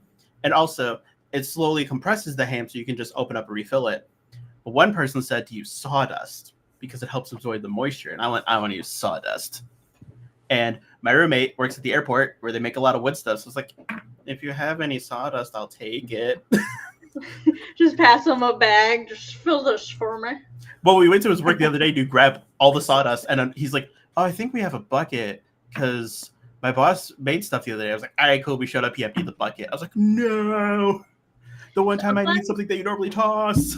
So a fun fact is Cabbage Patch dolls are called like the original Cabbage Patch dolls, not trademarked ones, were just dolls made from fabrics from the cabbage basket, because when people used to sew and stuff, they would keep all the scraps and extra fabric in a basket called the Cabbage Patch. Yep. Oh yeah. And sometimes they would this. I was around when. It's because I have had many incarnations. Like I just learned these things. Yeah. When I reincarnate, I remember them. She remembers through osmosis. I had a handmade one that apparently my mother had commissioned just around the time the trademarked ones came out. Yeah.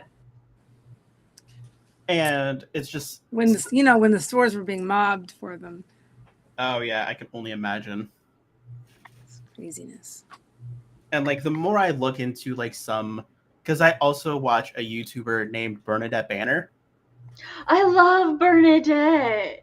Oh my god. I saw a video the other day of her making like a leather harness to help with her posture. Where she just rivets like two little scraps of fabric that mimic like an 18th century stay, which is what we now call corsets. And it like pulls her shoulder back. I made one 2 days ago. I've worn it ever since, and I love it so much. Yeah, it's so comfy. Somebody recently that we were like talking and stuff, and they were like, I really need to do something to like help with my posture. And I had already been sending them some stuff to help with other things, like a blender, because they wanted to make smoothies, but they didn't want to go like into their kitchen to deal with their housemates. Yeah. So just get a small blender for your room. Yeah. But I was like, I'm gonna send you some stuff to help with your posture, and it was just basically a couple like corsets, and they like laughed at first. I'm like, no, seriously, like corset is like not necessarily fashion corsets, but actual like functional corsets and stuff. They do a lot to help with your posture. Yeah. I talked to my doctor about corsets, and he said they are good, but the problem is if you wear them for long periods of time, because you're not activating the muscles, they actually start to like atrophy to an extent, because you're not like you're not holding yourself up something else's, so you just naturally relax. And I'm like, huh, that's crazy. So, yeah, so if you've ever seen me like do this, I'm adjusting the harness I'm wearing. Bras have the same issue, actually. They've discovered, which is why they've like started trying to redesign the bra again. So, but like work stretchy jobs are great, but sorry. No, the stretchy jobs are great, though.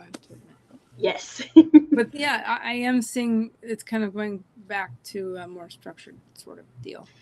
The way to like kind of 30s. I want to say like fix that though is to just like work out your pecs, like work out your pecs and your shoulders, and then you get around those issues, because those are the muscles that you stop using as much. See, it's like it's twofold, because the corsets and everything are designed to help those muscles. Yeah, but like you got to be careful you don't become too over reliant on them. So I said, you just work them out, and then that solves that. And then over time, you like won't even need to do that, because you'll just be so used to it.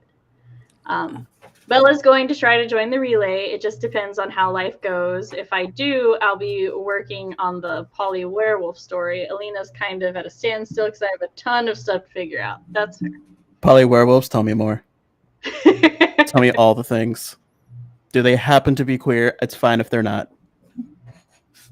I would say for anything to be poly, they have to be queer on some level. It's just how queer are we talking? That's all I need to know. I heard poly and werewolves. You want to know the level and the direction on the queer scale. Got you. I'm super cool reading heterosexual romance. I gotta know just how hetero this is, how it's gonna go. Bella, I will one day be at this standstill as well. I'm gonna be like at a point where all my betas and everything are done, and then I just gotta save and budget for things. So money I won't know if I'll have until after AX. That is very fair. It is very good to be wise about your budgeting.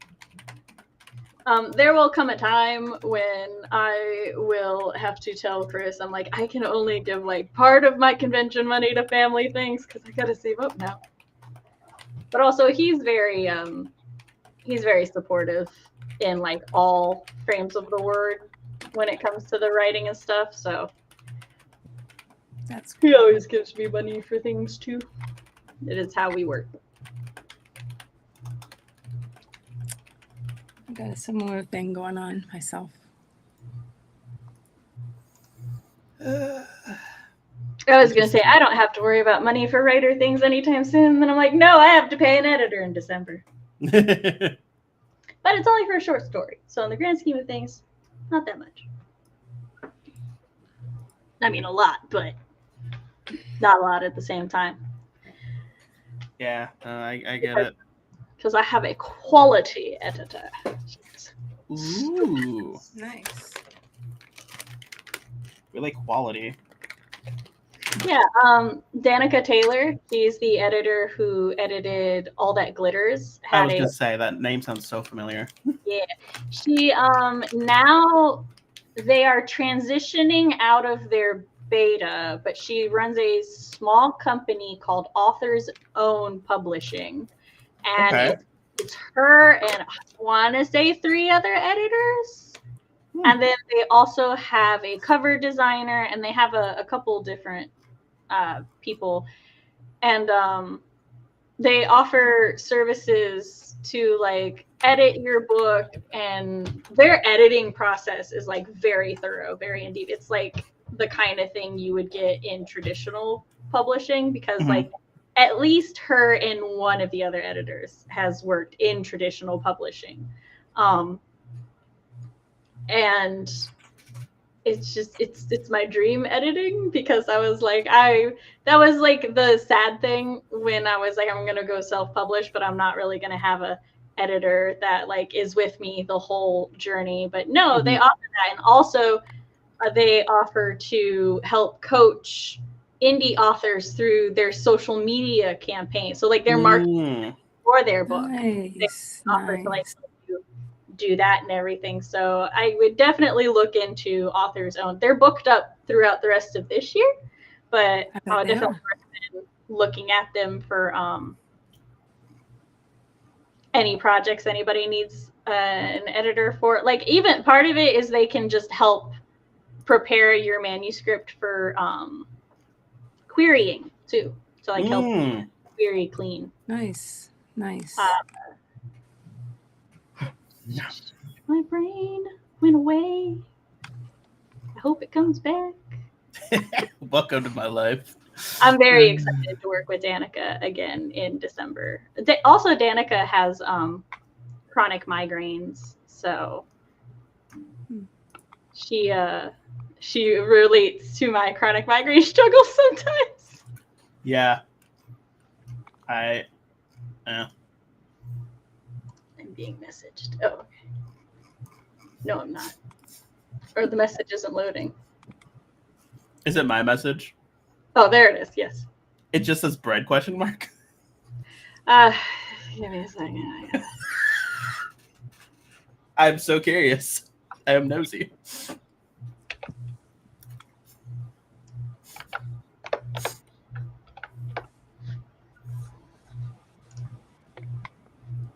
All my poor unsuspecting friends have to deal with me humoring my oldest until my 30 days are up. Okay, cool. Sweet.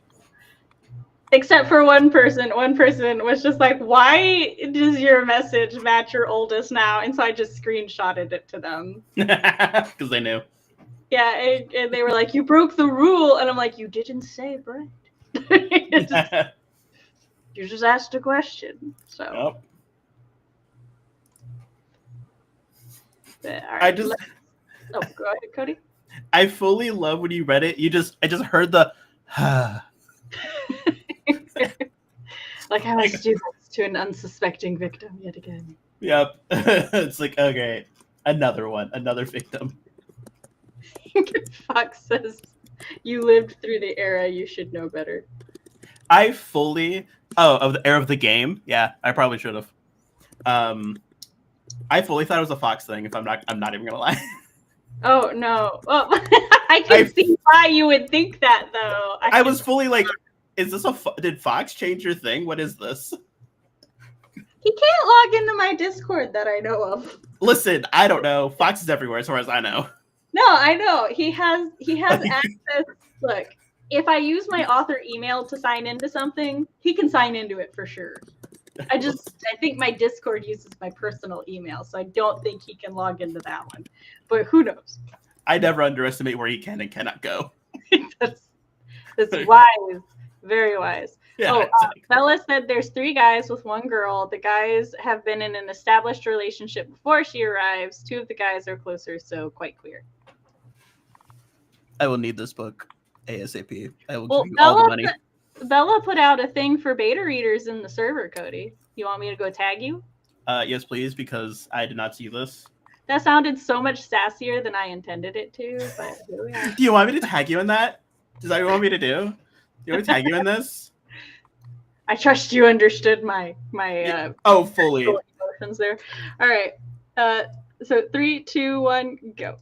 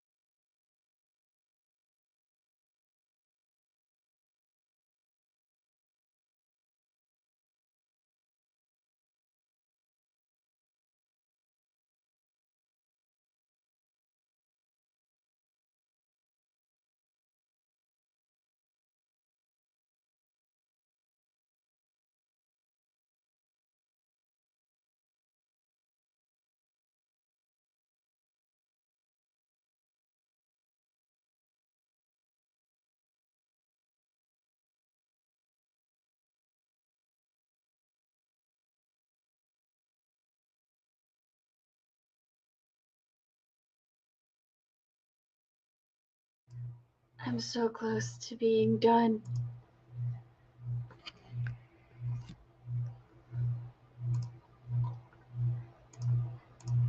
How did you two do that spring?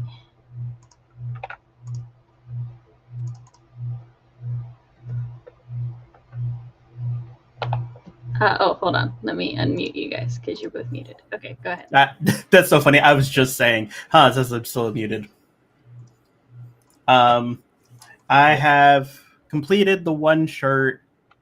Some of the holes are super small, so I'm just going to use some like fusible interfacing to fix them. Especially on the one shirt, it's all white and the holes are so small. I don't want to do it. So you know what? Some patches of fusible interfacing. So I'm going to press all these down anyway, and we're moving on with our days. Fair enough.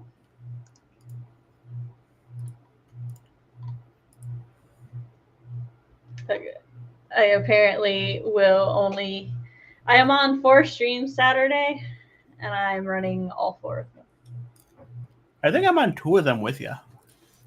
Yeah, you're on the break stream. Although the break stream is only like 45 minutes. Yeah.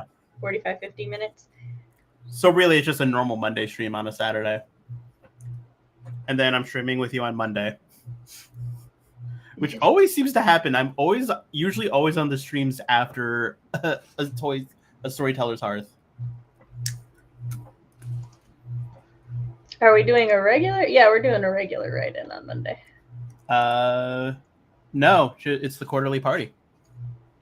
All right. Yeah. We're going to be playing some Jackbox games. Prepare to lose, everyone. Depends on what we're playing. Yeah. Heather looked like she just grabbed something tasty.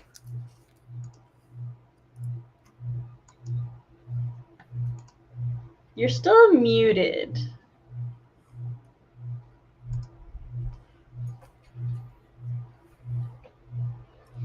I hear the thunder. I hear the thunder. And I had way too many things open, so I had to move some things around. I feel that. But, yes, I have spice cake. Ooh, this is the cake. It looks delicious. Actually, we put chips in it and golden raisins this time. Not chips. Correction, they're chunks because I broke up a. To be perfectly honest, I broke up a baking bar. You know. Mm-hmm. It works. I made Chris banana pudding for Father's Day because he hasn't we haven't made banana pudding in forever. And I was like, yeah, I'm gonna get all of it. I'm gonna make his because he likes the banana pudding with everything in it. So I was like, I bought the vanilla wafers and I got the bananas to cut up to layer it. And as I'm instructing one of my sons on how to layer it, I realized I did not get whipped cream. Oh no. It's okay. The banana pudding is still good. I also expected it to take several hours. I was going to say, it sounds like Bananas Foster a little bit. Just put some caramel in there. Would have been great. Why is I'm so sorry. You're good. But apparently the brand mic off twice now. The brand of banana pudding that my daughter and I picked out, it was banana cream pudding, and it only takes 5 minutes to thicken up. And I was like, hell yeah. Hell yeah, we love a shortcut.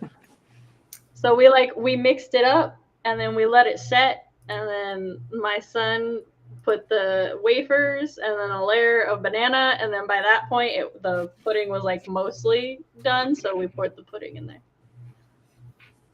Nice. RP has continued making the questionnaire for a section, then realized he had to start making the questionnaire for an earlier section that he had. Yeah. So actually you have to do 3 questionnaires instead of 2. That's a mood. I feel that. Yeah. I just wanted to edit this part, but I have so many admin things to do. Which, relatable. Yeah.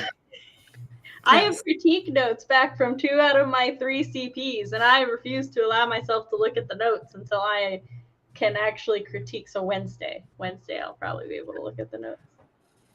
But I looked at my manuscript, make sure I did a couple of things. I got my eyes on it. Nice. I will actually be making the beta reader app, a beta reader application for Not For Her this week, and I'll start recruiting this weekend.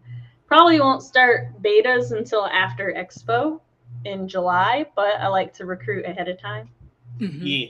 I'll also email, because I have a list of beta readers, and so I will email them as well to give like the people on my list a chance. The people on my list and the people on my newsletter will have the first chances to sign up. So that's a good idea. Yeah. That means I probably won't be recruiting this. Well, I will be advertising my newsletter this weekend. Let's go. To let people know to sign up if they want a beta read early. And I will also, because I finished the draft for The Sweetest Secret, which means I got to go through and do revisions for it. But that also means I'll probably be recruiting betas for that sometime this year as well. Perhaps. Dual wielding beta short story. I was going to say so many betas, so little time. How many betas, so little time.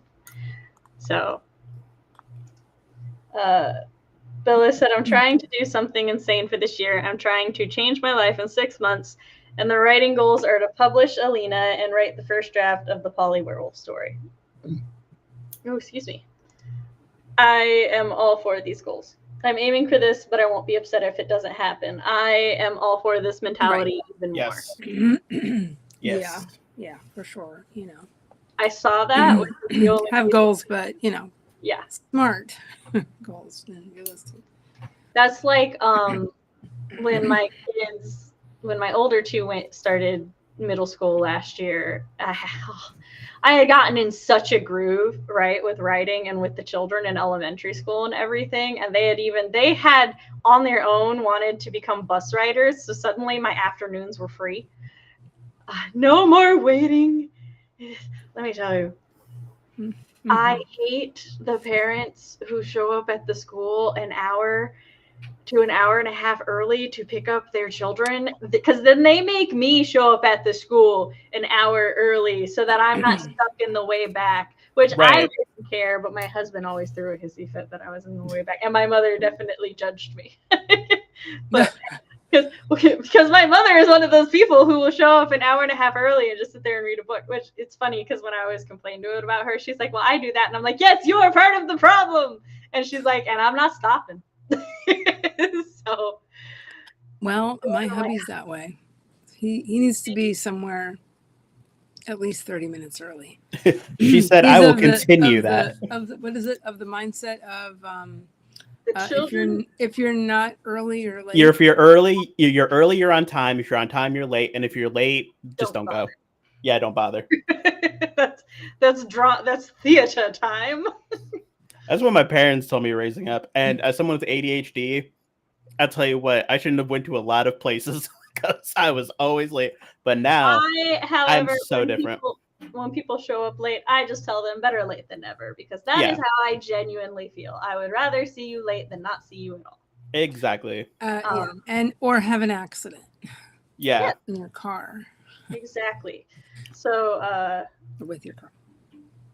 But I have a new system for leaving, so I get everywhere really early now, and it kind of is really nice. Nice. I'm glad. I used to get places early. Then I had children. But now I'm starting to get places early again because I make the children get themselves ready and everything. But now my poor baby sister is one that shows up like barely on time or a little late. Like, it's okay. And you're like, I get it. I was there. Like, I understand. It's fine. That's like at Chuck E. Cheese. She called me and she was like, can somebody come out and help me with the kids? And I was like, Tabby and I are on our way. We got you. Our other sister and we go out, and then I helped her take the kids back to her car, and she was just like, thank you so much. And I was like, hey, that's what sisters are for. Also, like you helped me with mine, you know? Yeah. That's hey, yo, and welcome from the Twitch. RP said he's actually at a point now where he can beta read for other people. I wanted to beta for, I think it was All That Glitters, but I just didn't have the time then. That's fair. You can beta for Not For Her, a far more sad story, but with a happy ending. Whereas All That Glitters has a mixed reaction ending. This is going to be a really stupid question. All That Glitters is your murder story, right? Correct. Okay, cool. Because I was like, wait, did I beta read that? I think you critiqued it. I critiqued it. That's what happened. Yeah. And I had a lot of feelings about that ending. So did a lot of people. I had a lot of feelings. I had to like change up some of the wording for my ending because apparently some people mistakenly thought he went and offed himself, and I was like, "What? No." I'm like, he's happy. He is a happy boy. Oh yeah, because that's when I went to a full deep dive about color theory and was like, "Wow, that's all brilliant." And you're like, "Thank you. It was not at all on purpose." None of that was intentional, but I'm glad that it all works out. It works out. It's just the theory. It's just the theory. It works, even like when you don't think about it. RP said, which, by the way, Bella, I, like Sam, am beta reading for the rest of the week, so I should get through Alina this week. Nice. So either Sam's World will either read it in the beta process or discounts for an e-copy after it's published. Depends on how everything goes. Aw. Discounts. We love a good discount. I had to be ridiculously early to everything in the military. They also run by the if you are early, you're on time. If you're late thing. I also hate it, and I refuse to be more than 10 minutes early to anything. That's fine. My family, there are select members of the family who get to, certain members' events to help with setup. Like anything at my mom's house, I get to early to help set up. Yeah. And so there is that like interconnected dynamic of who should show up early and whatnot. I don't really care if I'm a minute or two late to most things. Obviously, work stuff is the exception. Yeah. Wait, what do you plan on, RP? I went to an interview and I was early. And like in the interview, the guy was like, "You were pretty early. Is that like a normal thing for you?" And I was like, "Yeah, I work really hard to be early because I don't like being late." My husband hates being late. It stresses him out so bad. We're the ones who live far off, but we are sometimes the first to arrive, even if we're late. I feel like when you are the one who lives the farthest away, sometimes you put the most effort into getting there early just because like you are so far away and so much can happen on the way there, right? Like traffic, other things. So you're like, we got to go to make sure that we are on time. Whereas if you live like 10, 15 minutes, like you can leave when the party starts or whatever, and you'll still get there at an okay time. Be fashionably late. Yeah. Yes, when the kid was infant, we were always late because like no matter what, no matter how early you try to get ready, something comes up with that child. Yes. So, but that's also why like big supportive families so good because like everybody knows, everybody understands. Yeah. And that's like, as I said, my sister currently has 3 under 3 and my child's birthday party was at Chuck E. Cheese. So like it was just her. I assume my brother-in-law was working. I didn't actually ask what he was doing. But so her oldest is old enough that she just sort of paired off with a cousin and they were all good. Right. Yeah. And then my aunt took the baby. And then me and my other sister like took turns being the adult for one of our nieces. So like that's like the other advantage is because like with the spare adults it's an adult. Or it's like, cool, I could take a break because now I only have one to focus on and not 3. Yes. That was like my sister had to discipline one of my nieces, and I just walked up and stole my other niece and walked away. Like I didn't even say anything. I was just like, whoop, baby, walks away. It's like, you are mine now. Goodbye. You're mine. Your mother's dealing with something. Your mother is busy, and now I'm taking you. Goodbye. Yes. And like, I've been there, so I know how helpful that can be and everything. I had a serious conversation with my oldest, and I was like, when we like go to family things and stuff with your cousins, you are now of an age where you will be the quote unquote adult buddy for one of the younger children. And he was just like, you slowly realize, wearing sigh. He's like, why do I have to be the oldest? I'm like, I had no control over the order of your buddy. That was you, buddy. We just started the process. You finished it. I don't know what to tell you. Eva, PS, in case someone's waiting. Yes, Blinkerbell is Eva. More should come to Twitch and help Sam earn pennies, but that's none of my business. Eva, one year I will work more on my Twitch platform. I just have not had time. I will probably not have time to even think about this before September, but 1 year I shall. That's a good idea, because also, if your viewer count gets higher than like 0, if you have like 2 people viewing, then it shoots you up from everyone who's streaming to like nobody. Yeah. So that way you get found more. So I just opened it up on another tab. I don't know if that works, but we'll see. I appreciate that.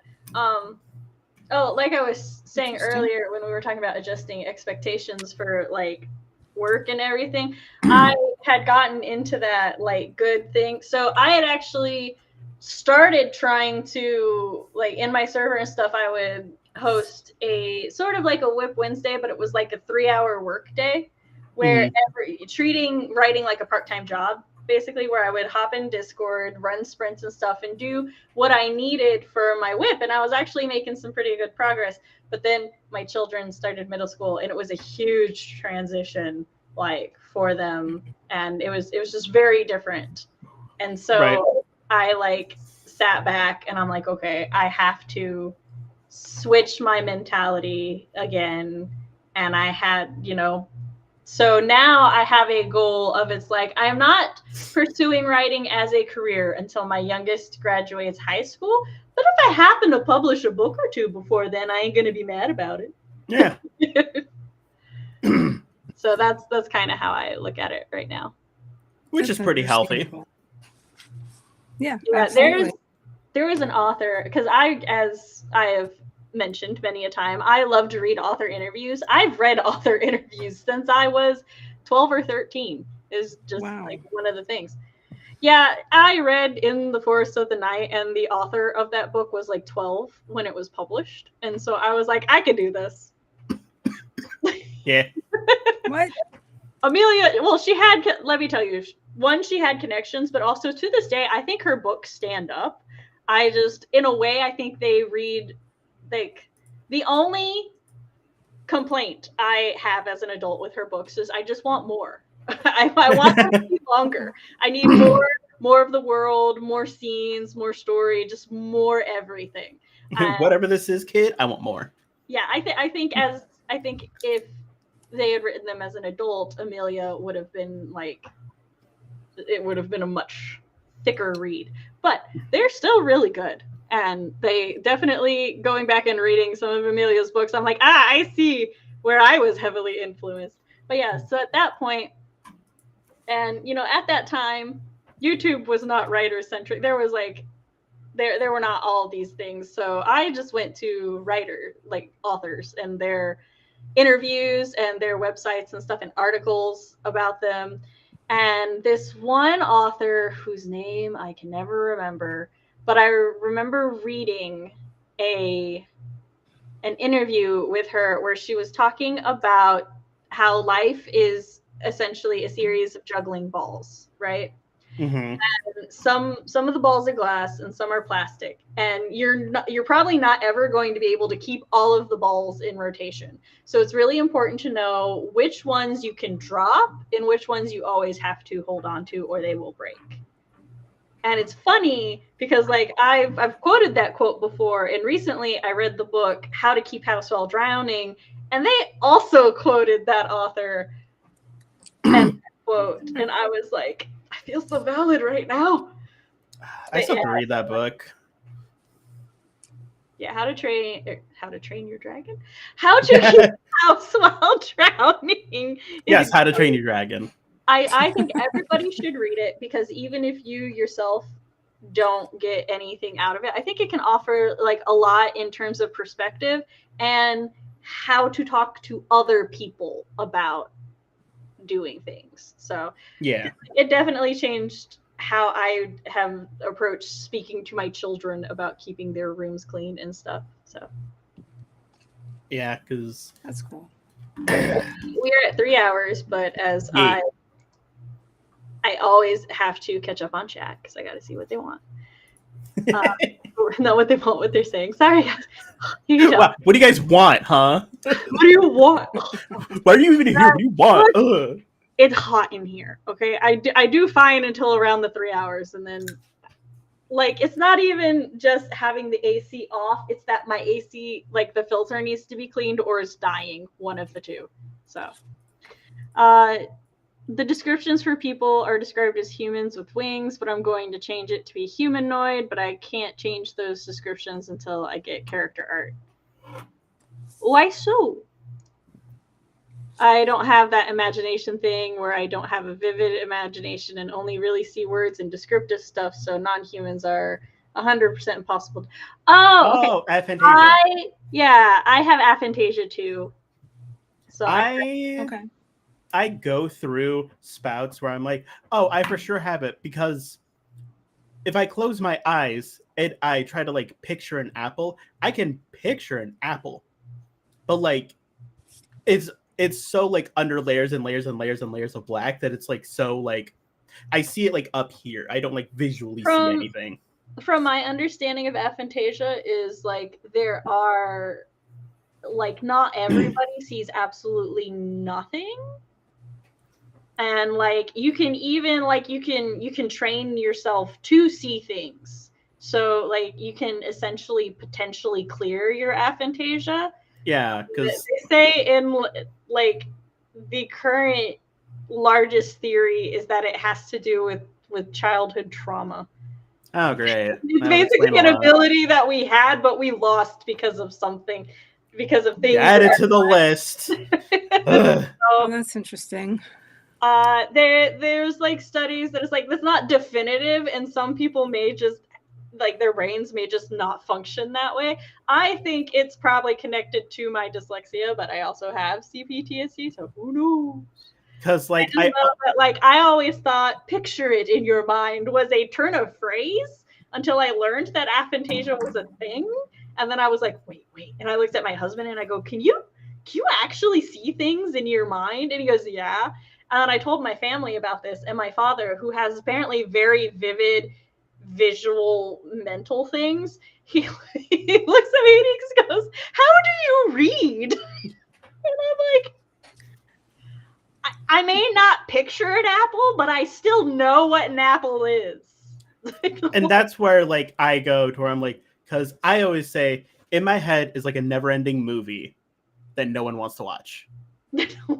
But imagine your monitor, right? But you have like 9 covers of like black organza over it. It's like you can kind of tell what's happening, but not really. You're me without my contact lens in. Where it's just a lot of darkness. Just a lot of blur. Oh no, it's clear. I know what's happening, but it's like imagine just like black filters, but there's like 10 of them. Like when the backlight for my laptop broke when I was a teenager, and it was like so hard to see everything. I had to use an outside. Also, yes, I have started using that. Well, when I remember to, I gotta double check it because I think it auto puts me there, but it might not. Yeah, we need 3 people watching to help. Okay. Yeah. We're good. No pressure applied. I know. I want to. I just know some on YouTube haven't realized the writing circle on Twitch exists at all. Me 3.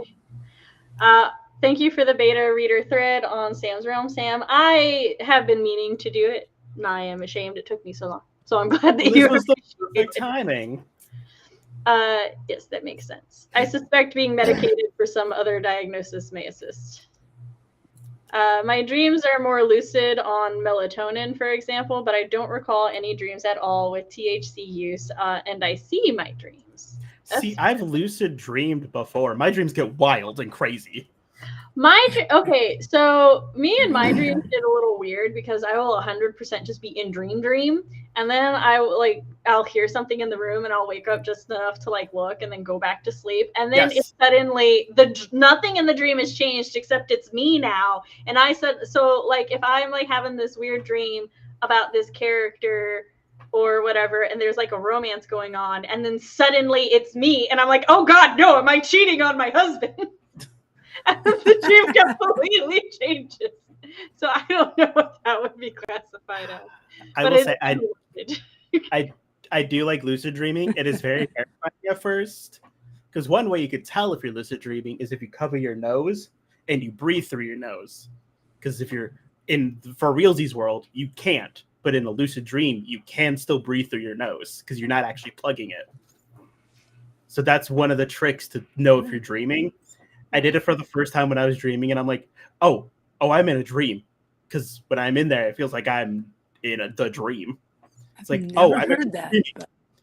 I'm actually dreaming right now. Holy crap. And then I wake up because I get too excited.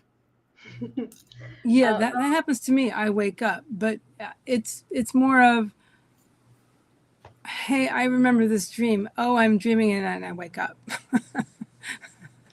Yeah. I've had that a lot.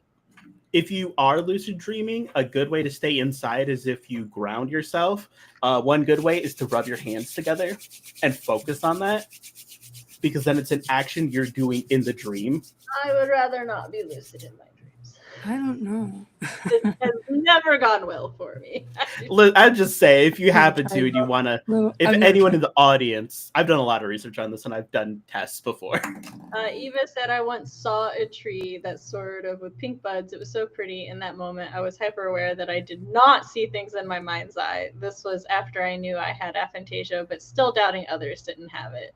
I was like, motherfucker, he's not believing they actually see things. Yeah, I was never thinking of that tree.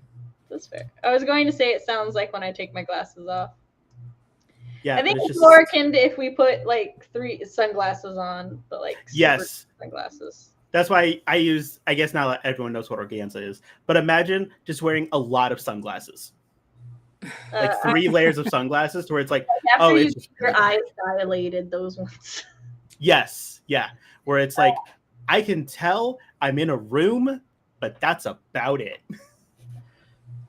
So you would call her melatonin dreams something like nightmares, but without the fear? That's fair. Interesting. I don't remember my melatonin dreams. I don't take melatonin because I fear anything that alters my brain because of my migraines.